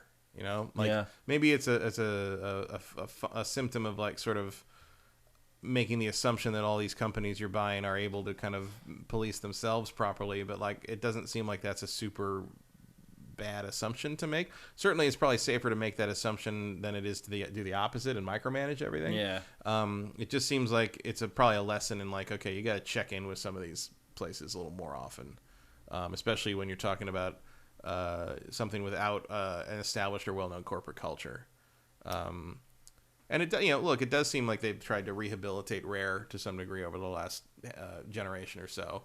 And they can, clearly after this, they will definitely keep another eye on Undead Labs. You would think. This is bringing up the initiative, but that was a studio that they just created. That's not something they acquired. Smushed everything together. And that is a disaster, mind you. I mean, it is a disaster. They've lost, basically their biggest studio heads because they're bringing these other studios to help make Perfect Dark. Mm-hmm. And the people who are there to make Perfect Dark are like, wait a minute, why are you replacing us with these other studios? I think Crystal Dynamics is one of them. They're bringing all these people to help with the development of the game. So I don't blame people if they're like, wait a minute, I was hired as a studio head here, and now all of a sudden here's all these other people coming in working on the project. But that was a studio that Microsoft created. Mm-hmm. That was not an acquisition. Well, the other thing is that's not really going to be a factor with Undead Labs because nobody really makes a game like this. Yeah. State of Decay, for all its jankiness, is kind of a singular thing. It's unique. Almost nobody really makes anything like that. So I can totally see being like, okay, you guys have done 2 of these. You're the only game in town when it comes to making these this weird survival open world zombie simulator. Farming. So it is an odd mix. Permadeath. It's such a weird conflict. It's a cool. I'm glad they do it. Yeah, I'm glad someone does it. But it's I can totally see why you'd be like, okay, you guys know what you're doing. You've done 2 of these, and just do another one, and we'll talk to you in 6 months. But then this all goes to hell. I think a big part was losing the leader. Some of that. I mean, it seems like the crux of this is just you had bad personalities on board. And middle management was ready to lord it over some people and. Probably independent of whether State of Decay 3 is an easy or hard game to make or whatever. I think that's what's happening there. Because also, State of Decay 2 has had a pretty steady stream of content throughout that period. They're still putting really big updates up. My brother-in-law plays that game constantly with my niece and some of his other friends. Really? Oh yeah. How old is the niece? Just 13. Oh, okay. But they've been playing for a couple of years. So. Wow. She doesn't jumped in early. She has no. She's like me. She doesn't. Nothing bothers her in that regard. Yeah. As long as you're not killing animals. Fair enough. So anyway, she may balk on the zombie animals in the third one. I will say that. Oh, really? Although I think she would appreciate the dark humor of the deer eating the wolf. So I don't know. Gonna be interesting if it ever comes out. Yeah. Who knows what's gonna happen with that game now? It looks like it's in development hell. It's kind of visionless right now. The good news is that someone should be able to just come in and be like, just make State of Decay again. 3. Yeah, just add a number on there. No one else is making it. Change the title screen and say 3. Yeah. And slap some flesh things on like the deer. And you still have your USP, your unique selling proposition. Yeah. Which is the key to business, is doing something other people aren't doing. So you're right. Like, just don't overthink it. Just make another State of Decay on a system that can run it like better than 18 frames a second. Yeah. Even that B-roll we were watching, a State of Decay 2 there, was like, ooh. Yeah, it's a little rough. They have greatly improved it, I will say. They have, like if you load that thing up now, especially on the Xbox Series X, like it's a different game. Yeah. It's not the game that I gave up playing because my car kept disappearing from the parking space. Yeah, that's right. Or did you notice the one guy who was riding shotgun with me in the van, when he bailed out, and he just like 4 frames a second, like, online just kind of connection disappeared out. like out of the van. Yeah, that's funny. So anyway, if you had your hopes up for State of Decay 3 coming anytime soon, and obviously coming to Game Pass as well, you're going to be waiting a lot. Probably not getting a trailer for that at Keeley's events I highly in the doubt summer. it. Yep. Okay, let's move on. We're going to talk next about the biggest game announcement of the week, and one I know, Matt, you were probably really excited about. Return to Monkey Island was announced this week, something that a lot of people thought would never, ever happen. Including Ron Gilbert. Because Ron Gilbert had lost the IP and had gone to Disney and said, I will buy it back. Because Disney owned the IP, and he's like, they're not going to do anything with it. He had offered to buy it back. I think they refused, and then there was a fan petition that ended up getting like 30,000 signatures or whatever. And that was like 2 years ago. Something like and that. What it seems like is instantly Disney was like, let's do it. Once they saw the petition or whatever, I think that, because the timing is working out perfect, because the game is coming out this year. It came from nowhere, and it's like almost done. Although the trailer for it doesn't show much. It's just a little teaser trailer, just enough to get the fans excited.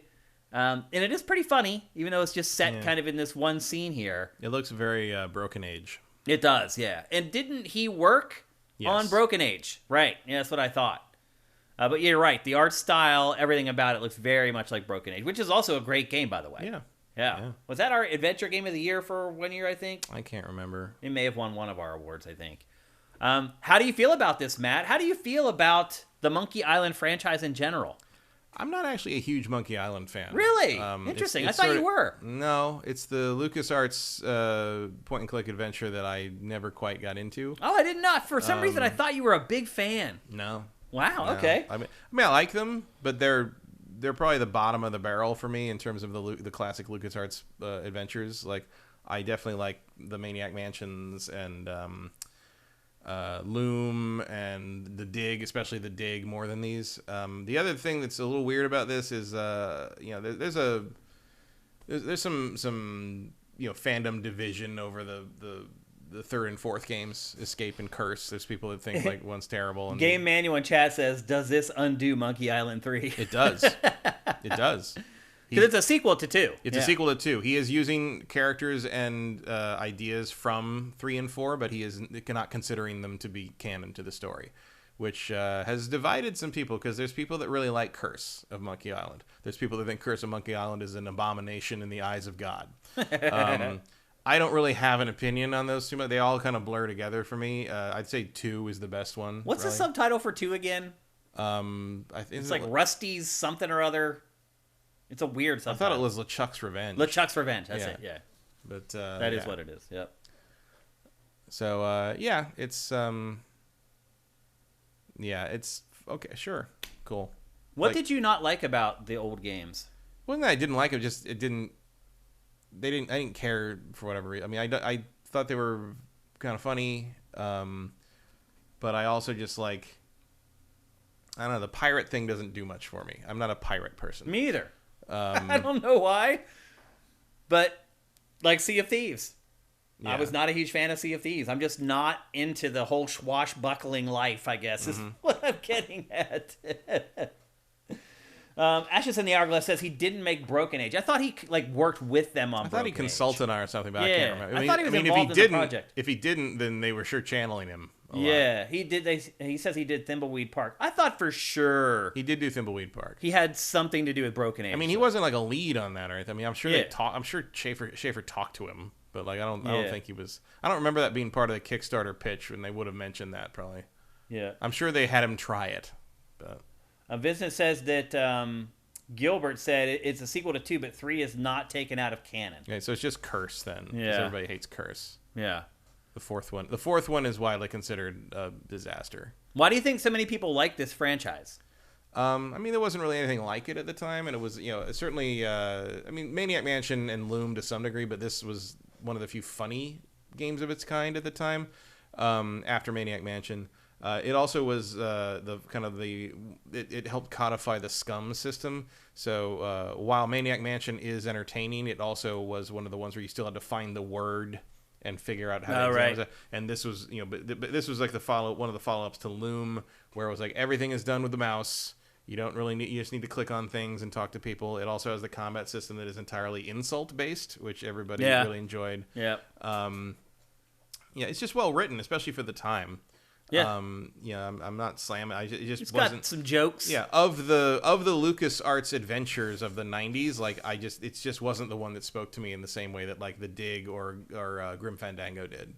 But they are good. Like, and it's certainly nobody. I don't think anybody ever thought Ron Gilbert would make another Monkey Island game. Not that they didn't want to, but just like trying to get Disney to pay attention to any of this stuff is very difficult. So it's impressive that this actually worked for once. Yeah, I mean, how much IP does Disney own at this point? Well, look, I mean, that's the other thing is this is not Disney. This is Lucasfilm. Right. Lucasfilm owns this, and Lucasfilm makes its own creative decisions. Disney doesn't dictate things. So you had to make and look at all the things Lucasfilm has in its vault, and they're just not doing anything with outside of maybe putting a remaster, not even a remaster, but a version that works on modern OSs on GOG and Steam. Like that's about the best you can hope for with like The Dig. We're never getting a remake of The Dig, but like which Spielberg was actually involved in. That game, you want to talk about development hell? That game took like 10 years to make. Jeez. Starring Robert Patrick. But I mean, it's actually a good sign that they're willing to do anything with an IP that is not Star Wars related. Yeah, so I'm surprised that it came back because I just don't know if there's a thirst for this IP. I only ever played the first one. I thought it was okay. There is amongst the people that love it. I think as long as they're budgeting with an eye towards how many people they expect to sell this to, and I'm sure they are. This isn't going to be. This is like a 10-man team, I'm guessing. To make this game. It's going to be basically the same kind of team that made the originals. Those are not huge teams either. Yeah. But Gilbert is on board. He's doing the writing. He's like kind of the project lead, and I think that makes people feel safe. Yeah. It makes me feel safe. Trying to sell you Loom right there. Yep. Yeah. So it sounds like you're no more excited for this than I am, because I'm not really that excited for it at all. Not especially, Yeah. I mean, I'll probably play it, but this is just not one of the games I have huge nostalgia for in terms of those LucasArts games. Yeah. Partly because I didn't play them until later, because I had to pick and choose the computer games I bought or asked to be given for Christmas and birthdays, and other themes tended to appeal to me more than the pirate game. So this is not one. Full Throttle was way more interesting to me than this. Do you think that they'll upgrade the game in any way? Do you think it'll take in some of the new concepts and ideas that have been imparted into adventure games since, like branching story paths and things like that? I don't know. I think that depends. Will fans be okay with that? I think that depends how Gilbert wants to play. I'm pretty sure we're going to get Gilbert's idea of what a sequel should have been all these years for the most part. I don't know. And I don't really know much about his philosophies these days, so I guess we'll see. Yep. So anyway, it's coming this year. We do not have a solid release date. We don't even have platforms for it yet either. I'm going to say late. Yeah, me too. That'd be my guess. Q4. Yeah. And I would also guess probably every platform. Almost, yeah. This seems like it would be fine for everything. Maybe even like mobile. Yeah, I wouldn't be surprised to see mobile. Yeah. I mean, maybe not all on the same day, but I'm sure it will come to pretty much everything. Yeah. Just like Broken Age did, really. It did, ultimately. Yeah. That was a Kickstarted game, wasn't it? Yeah. That was one of the original, like, successful Kickstarter video games. It was and like, it took you can a while for them to get that out. It took like 5 years. Yeah. 3-4 years. But there you go. Return to Monkey Island again. No hard release date, no hard platforms, but probably end of the year, and every platform would be our guess. Okay, time for our last topic for GameFace 295. We're getting close to episode 300 here, Matt. Close enough that I got to start like thinking about like what I'm gonna do for episode 300. Just 5 weeks away. And our last topic for 295 is the fact that Unreal Engine 5 launched today. And there's been a lot of build-up leading up to the launch of Unreal. And in fact, today Epic put up like a 40-minute like video about Unreal Engine 5, which was really boring. But Tim Sweeney was in it. And he has to be the least charismatic CEO that is as successful as he is in any industry. Oh, I don't know. There's some CEOs. Really? Yeah. I mean, his...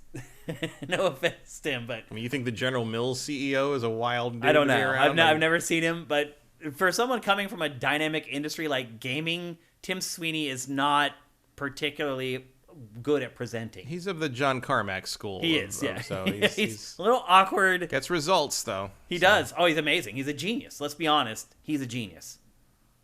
He's one person in this industry I feel very safe saying is a genius.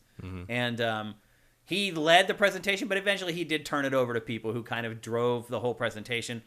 Probably the biggest thing that came out today... I'd rather listen to Tim Sweeney than Zuckerberg. That's a good point, Case Money.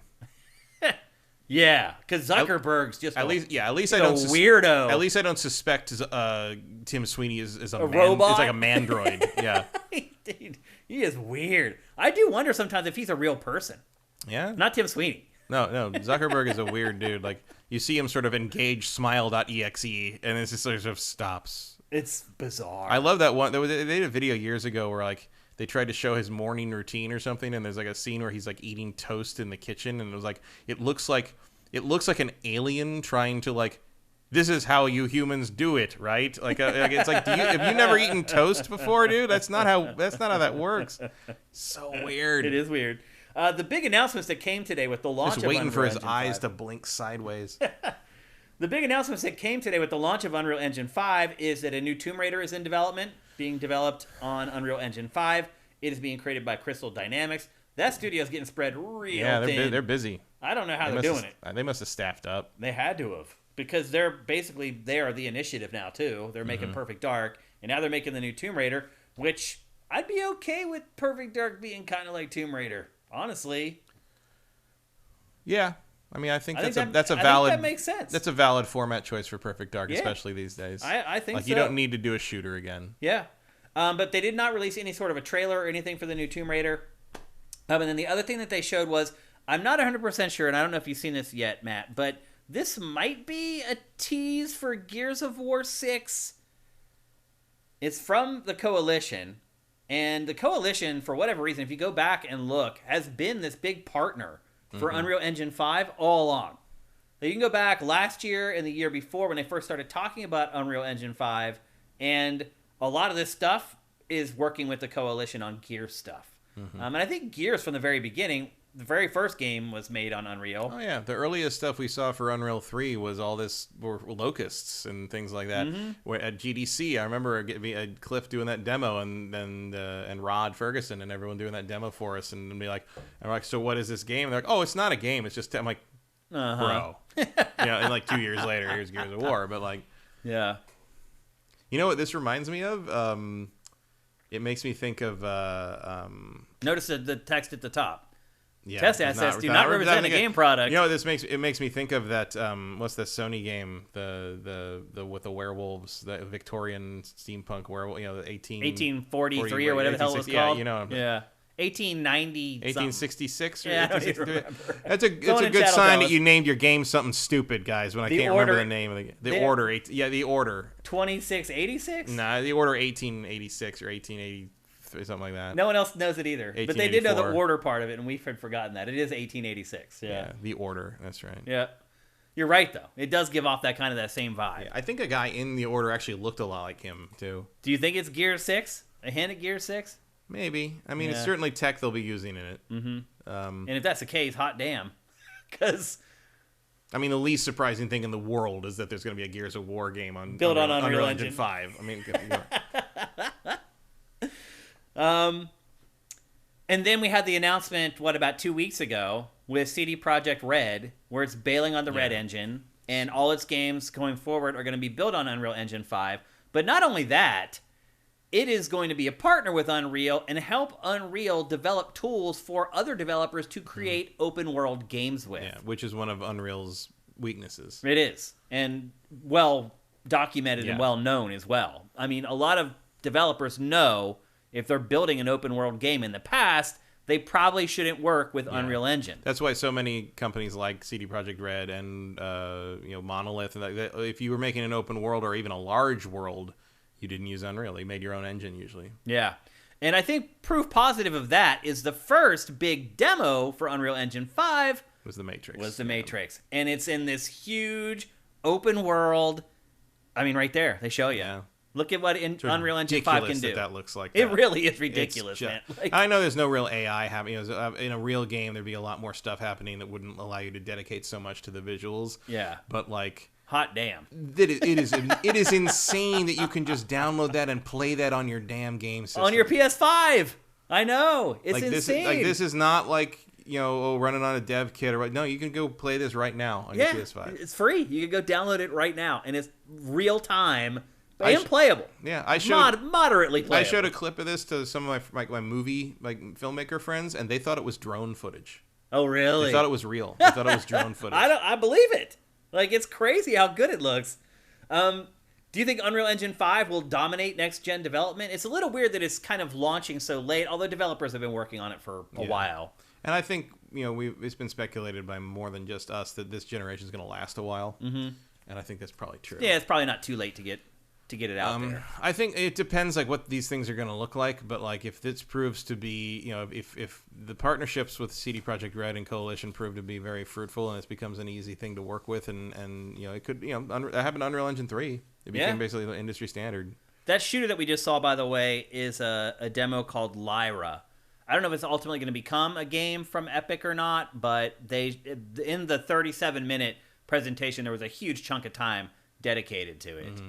So my guess is it probably will eventually be released. Yeah, and you got shorts and remember Unreal is also going to be a big deal in film because of what Disney has done with the volume with Mandalorian and shooting all these things in there. That was one of the big discussions at the Phoenix Film Festival was people talking about will we be we want to shoot this thing that's going to be kind of sci-fi oriented, but we can't afford to build the sets. But could we afford to build them in Unreal? Right. And use a volume style thing? Well, I mean, look at it. I mean, it's photorealistic. Another big thing for Unreal Engine is augmented reality. So John Slusser, I've talked about him before. He was the guy who initially funded game trailers when Brandon and Jeff Groats, it was the idea they were working on in the garage. Jeff Groats knew John Slusser, who was wealthy.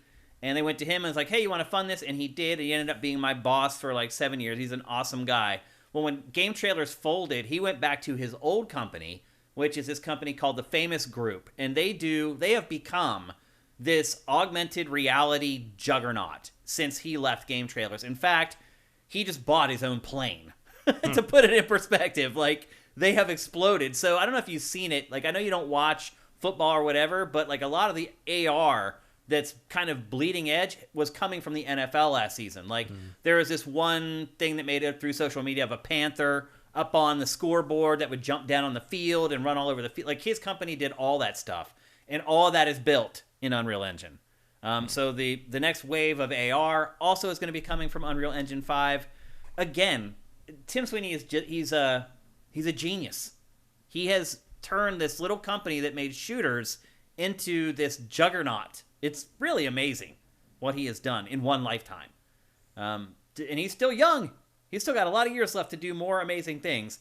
But I do think that Unreal will become the dominant development platform. And certainly in the AAA space. Yeah, with all due respect to Unity and all the other engines, like I think Unity's got some good stuff going on right now, but this is all next level. it is. It's impressive, to say the least. And the fact that you can use it for free, like you and I can go download this now and just start building stuff with it. And if we ever sell anything with it, then we do owe some money. But you can just download, and that's what's really cool though. Is like if you think back to like when we started in television, everyone in TV edited it in Avid. Avid was this thing that you had to spend like $30,000 to get a license for. Like you and I could not just get Avid and learn how to cut films. But in the gaming space, the de facto tool that people use to make games is free. You can download it right now. If you're a 13-year-old kid, you can download this and you can start learning how to make games. And that's smart too, because what you're doing is you're future-proofing your technology.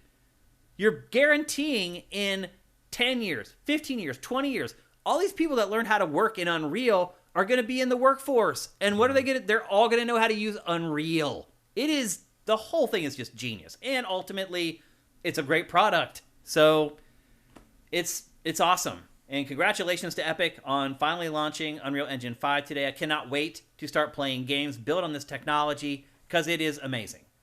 And it is, I mean, we're really talking about Uncanny Valley here at this point. Makes you think like, okay, so the Tomb Raider discussions had to have been going on when they made this, because this demo is Tomb Raider.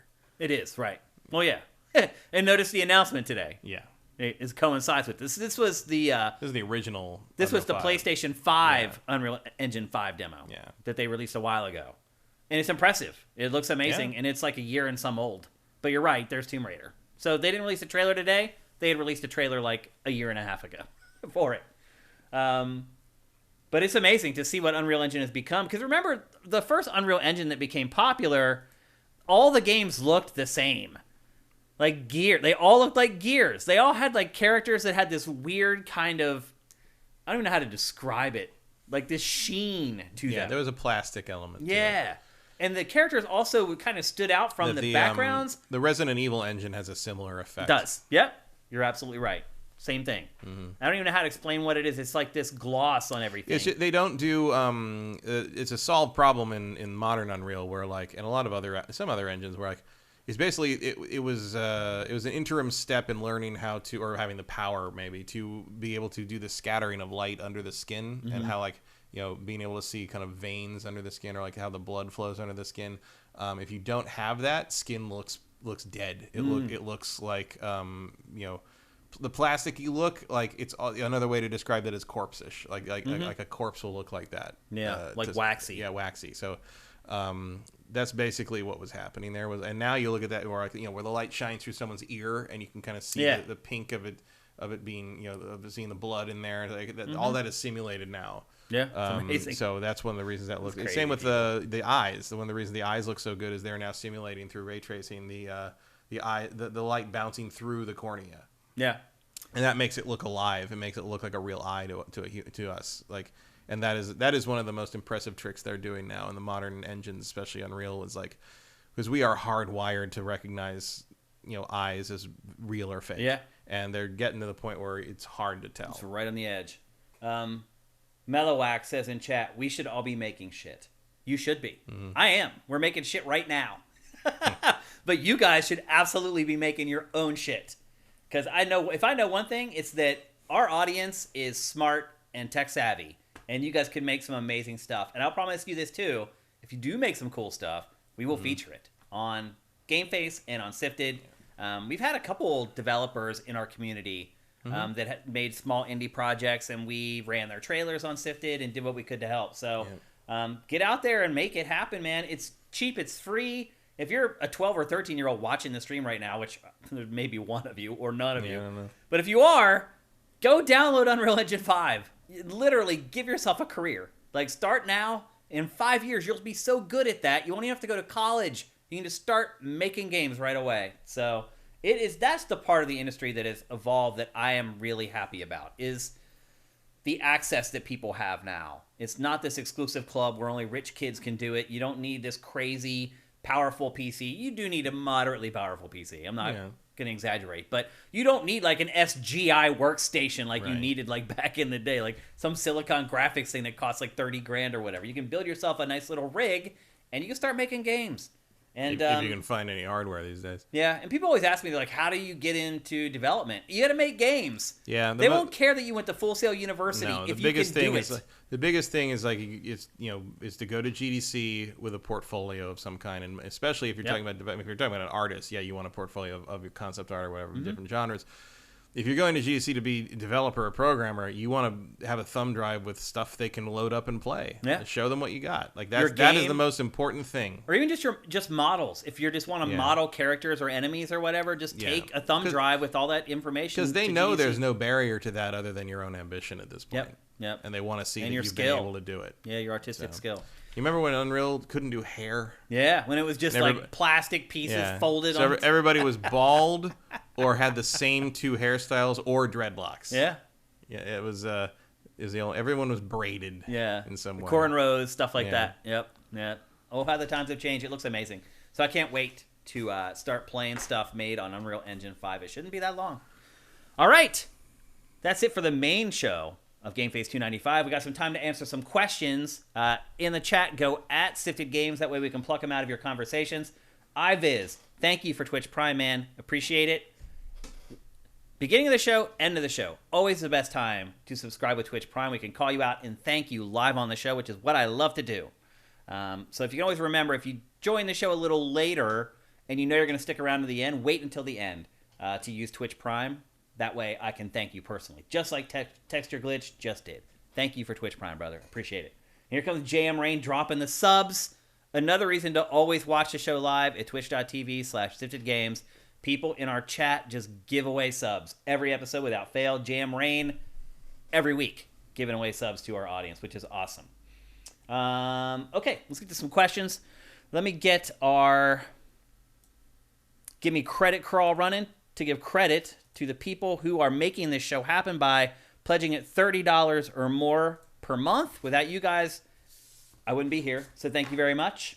And let's go to chat. Kevin Rafa will name that game return. Actually, it almost returned today because someone sent me some game codes to give away as a prize. But I got the codes too late to get them into the show. So next week, Name That Game will return. However, it is going to be different. And I'll share with you now how it's going to be different.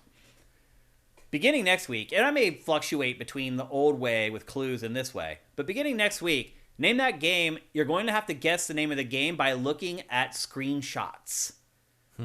So I will be putting screenshots up on the screen, and you're going to have to guess the name of the game based on the screenshots. Now, I will be intelligently cropping them to only show you maybe just like a character's shoes, or maybe just their belt, or maybe just their jacket, or whatever. Little things that may jog your memory about a character, or a scene in a game, or a boss in a game, or an enemy in a game. That'll jog your memory so that you can guess what the game is. So that's the way it'll be next week, but I'm reserving the ability to go back to the old clues way that we were doing it before. I just think it'll be fun to mix it up and use some multimedia, because this is a video podcast. Okay, but actually, now that I think about it, a lot of people do listen to the show audio only, and it won't work very well for them, but maybe that'll convince them to start watching the show. So anyway, that's how it's going to happen. Back next week. Good question. Ian Esquire, thank you for the bits, man. Appreciate it. Oh, wow, there's a ton in here. Squishy Muffin. Skyrim is 11 years old. Actually, I'm going to bring up the chat here so everyone can see what everyone's asking. Skyrim is 11 years old. Wow. Exactly, wow. When Elder Scrolls 6 eventually rolls out, it'll be even older. Will the series still have enough cachet with younger gamers? Yes. With younger gamers? It won't matter. No? Most you people, think old heads like us are going to lead the way? And no, I think because it doesn't matter. They just market it again. You just market it again. Most people who bought Skyrim have no idea it's the 5th game in the series. Because they call it Skyrim. It's not Elder Scrolls 5. It's Skyrim. Just called Skyrim. Yeah, you're right. Like Elder Scrolls 6 will be known as by whatever world, land it takes place in. Yeah. And that'll be that. Yeah, I think you're right. And it's like it doesn't really it doesn't matter anymore. No. You can market anything to anyone. If you have enough money and you're smart enough, you can sell an ice cube to an Eskimo. You just can. And these game publishers are really good at it. So, yeah, I don't think it'll have any... I don't think the cachet with younger players matters anymore. You can create the cachet very quickly. Yeah, they'll play what the cool thing is. All it takes is one trailer at some convention or in a state of play or whatever. Or the ability to play it off Game Pass for free. Like there's no barrier to playing Elder Scrolls 6. There will not be a problem. You know, now that I think about it, Matt, are you surprised that Microsoft hasn't launched its own version of like a Direct? It doesn't really do it. Doesn't really have that, no. That's weird. I never thought about that. They don't have anything to show yet. What? They don't have anything to show yet. I guess, but I'm just saying in general. Why hasn't it happened already? I think they might once they finally start rolling stuff out on a regular basis from these new acquisitions. Yeah. Like next year, I'd say keep an eye out. Yeah, something to look forward to. It'll be interesting to see how they do it. Although at this point, it seems like it's settled law. Like there's just a way that they do it. Like Nintendo started it, and now PlayStation does basically the same thing. So I wouldn't expect like some crazy like revelation or anything. Next up, Congrim 1. Shane, Better Call Saul's last season starts in a few weeks, and I know you're a fan. I think Matt is too. Before it starts, and any leaks start to trickle out, actually the reviews popped up yesterday for the last season, and I did not read them. But anyway, before leaks start to trickle out, any predictions or thoughts on who survives and who will meet their end as it concludes? Oh, well, obviously he can't die. Because he needs to carry on. Yeah, everyone who's in Breaking Bad is probably going to be fine. But she's going to die.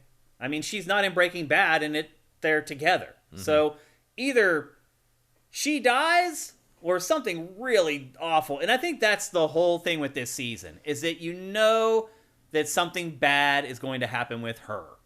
Either she's going to die.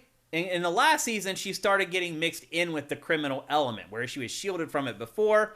And not only...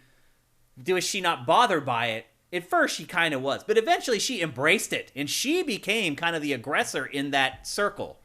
And so that was the precursor to what everyone, I think, knows, is that something bad is going to happen to her in this season. I don't know what it is, but it's been bothering me thinking about it because I love that character. I love her. I love that actress. She's really good. So I think that's probably what I would guess is going to happen. But I'm, like, really dreading, like, seeing it happen. But that show is great, by the way. If you guys have not, if anyone watching this show or listening to the show has not watched Better Call Saul, and I wouldn't even say that you need to like Breaking Bad to like it, because it is an entirely different show with the same tone, really. You should start watching it now, because the new season launches here in like 2 weeks, I think. Then it's the final season. So I've actually been watching... lately on YouTube some of the iconic scenes from Breaking Bad. Like I just watched the Gus death scene yesterday, which is just the way they shot that is just masterful. Yep. It just one of the best scenes in a TV show in the last 10 years, I think. He walks out of there and you're like, no way, he freaking lived. And then the camera straightens the tie. It's so great. It is so great. Well, he can't go out looking like a mess. Yeah, he straightens his tie. It's so awesome. If you have not watched that show, what is wrong with you? It is literally, in my opinion, one of the best shows ever made. And there's so many seasons to watch. And then Better Call Saul is just like this different but kind of the same awesome spin-off. They're both great. Next level. What do you both think of Elden Ring? Is it a 10 out of 10 experience for you? I think we've talked about this already. Yeah. No, it's not 10 out of 10 for either of us. It's not a 10 out of 10 experience. It's really good, but... yeah. I've never given a 10 out of 10 in my entire career. I would love to play the game that I hope before I die, I play a game that I believe is a 10 out of 10. My neighbors definitely know it's not a 10 out of 10 experience for me. Here's a funny one. Zed Saber, what's your favorite hoagie from a sandwich shop? Yeah. First of all, you called it a hoagie. And that, like, nobody here calls things hoagies. No. Like, that's an East Coast thing. Yeah. There's submarine sandwiches, yeah. Or just a sandwich. Or a sandwich, yeah. I would imagine you would call it a grinder. No, they call it hoagies back on the East Coast. In fact, Where are they grinders? I thought that was like a Philly thing. I think a grinder is a very specific kind of sandwich where they literally grind the meat up. Okay. I think it's like lamb that's like ground up for a grinder. But on the East Coast, they call them hoagies. And in fact, in high school, I had a friend whose nickname was Hoagie.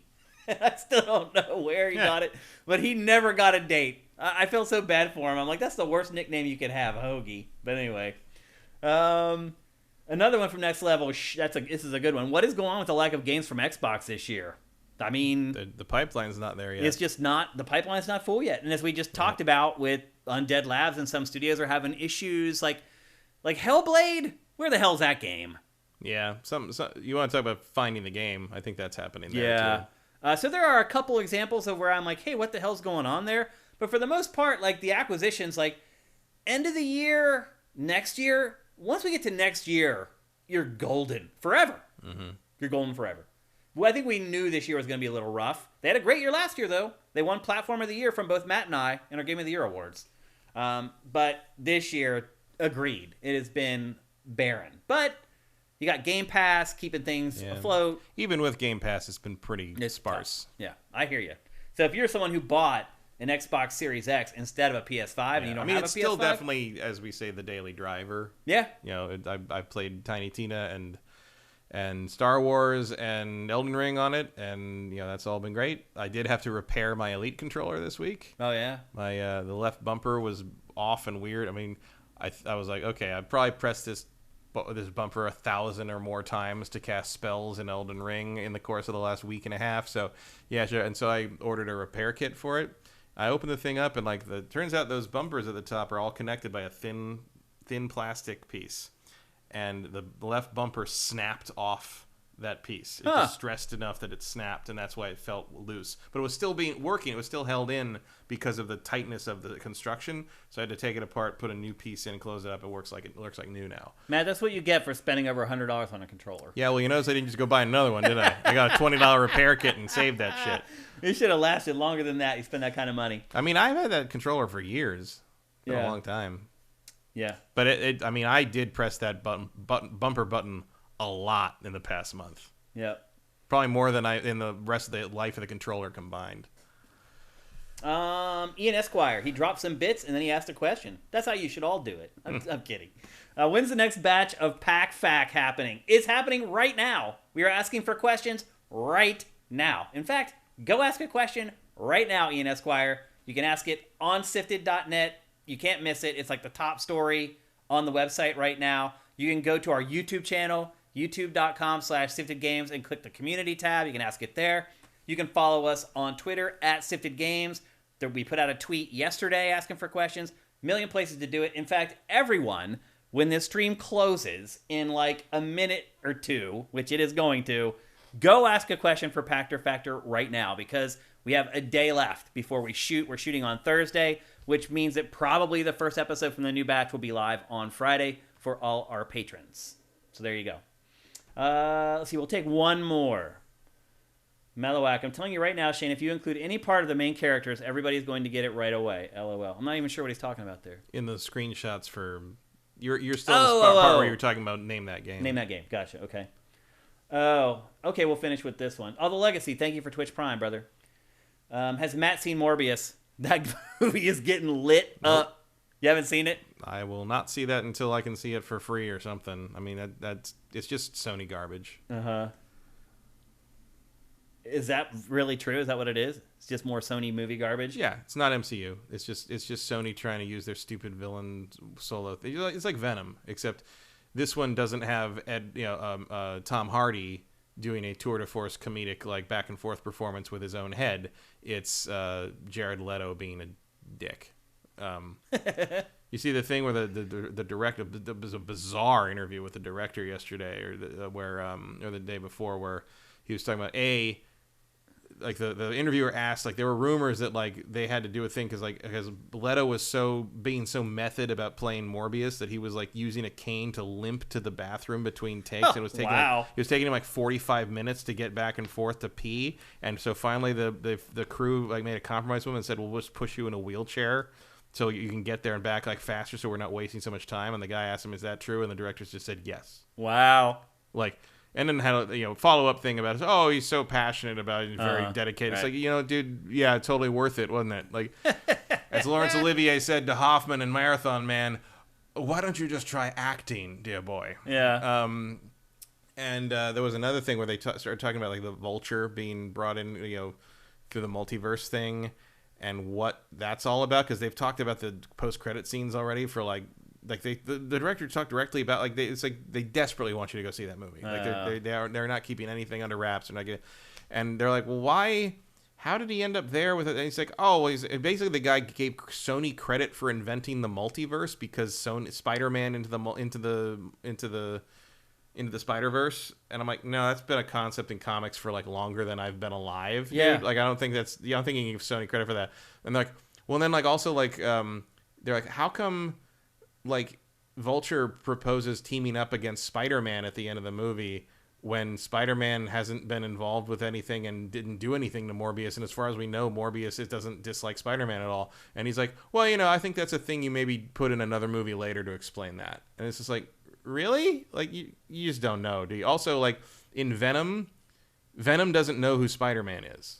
Like, Spider-Man has not existed in this universe. Like, when at the end of Venom 2, where the suit shows him the shot of Spider-Man from the MCU, he's like, who's that? Like, they don't know who that is. And the only reason the Venom suit knows about it is because the Venom symbiotes have knowledge of the multiverse from their like king of symbiotes or something. And so now all of a sudden, I guess there is a Spider-Man in the Sony verse, and we're gonna go with that. Oh, look, man, it's not performing particularly well. It's doing terrible, and critics have railed it. Oh, it's got the lowest. I think it's the lowest Metacritic score of any superhero movie since like the Fantastic Four, Josh Trank disaster. And then beyond that, I mean, the next one, they're already shooting Kraven, and I can't even imagine what a Kraven the Hunter solo movie like. No one even cares about that character. Barely. When he's in the Morbius, Spider-Man I didn't care about it at all. No, Morbius is an extremely obscure cut too. Like I've been reading comics since 1979. I have never read a solo Morbius story. Yeah, like I think they're just running out of characters. It's not that they're not running out. It's all they have the rights to. You're dealing. Gotcha. They don't need to consult with Marvel Studios for the rights to use the villains because they have the Spider-Man license that covers all that. So they can use that or Black Cat or Silver Sailor. So the next one's that, and then after that they're doing Madam Web. I bet you don't even know who that is. I don't. Yeah. Madam Web actually did show up in Shattered Dimensions.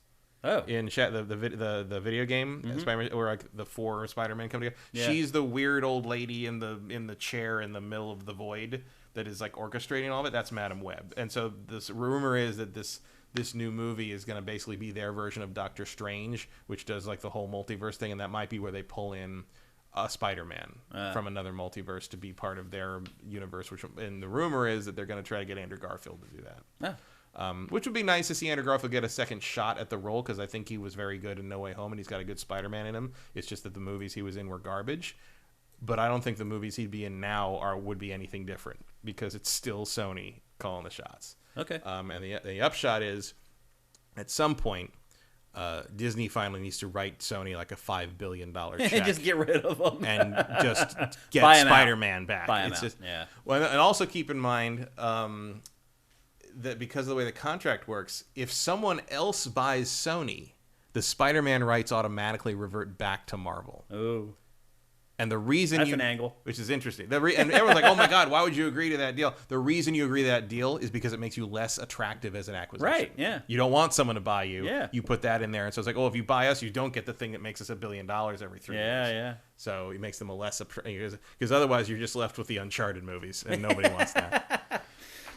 Okay, that's it for GameFace 295. Thanks to everyone who was on the chat and watched the show all the way through. You guys are awesome. You asked great questions at the end. I did see someone ask about Twitch Prime, how to do it. Go to, again, youtube.com/siftedgames. Go to any episode of GameFace or Pactor Factor, and there are step-by-step instructions on how to hook up Twitch Prime. It's like a 3-step process to do it the first time. Once you've done that, you never have to do it again. You just go to twitch.tv/siftedgames and just click the drop-down on the right, and at the very bottom of the drop-down, you just select free subscription with Twitch Prime, and that gives us a free $2.50 every month. But you do have to go and re-up it. However, if you watch the live stream here on Twitch, you're going to be reminded to go and do it because everyone else is doing it. So once you go through that, and I admit it is a pain in the ass to sign up for the first time, after you do that, you're golden, and it's just clicking basically one button from then on. And we'd really appreciate if you do that. Again, it's if you have Amazon Prime, you can give us free money, and we really need it right now. We'd appreciate it. But really, the best thing you can do is go to patreon.com/sifted and drop a pledge there. And that will automatically renew every month. For $4 a month, you get all our content early, except for Good Morning Gaming. However, as a patron, you have the exclusive on the podcast feed of Good Morning Gaming, which is how you should consume the show. I designed the show to be in your podcast feed, sitting on your phone when you wake up in the morning, and then you can listen to it as you're getting ready to go to work or as you're commuting to work. And I've got a lot of feedback from people who are like, that's exactly how I listen to the show, and I love it for that. And again, that is exclusive to patrons. We do publish it for free on YouTube to hook up our YouTube fam when we can. But I think that's it. Another awesome episode. Thanks to everyone who watched on the stream. Thanks to all our patrons who make this possible. We'll be back here next Tuesday at twitch.tv/SiftedGames. We're here every week at 1 p.m. Pacific, 4 p.m. Eastern. Until then, GameFace is up and out.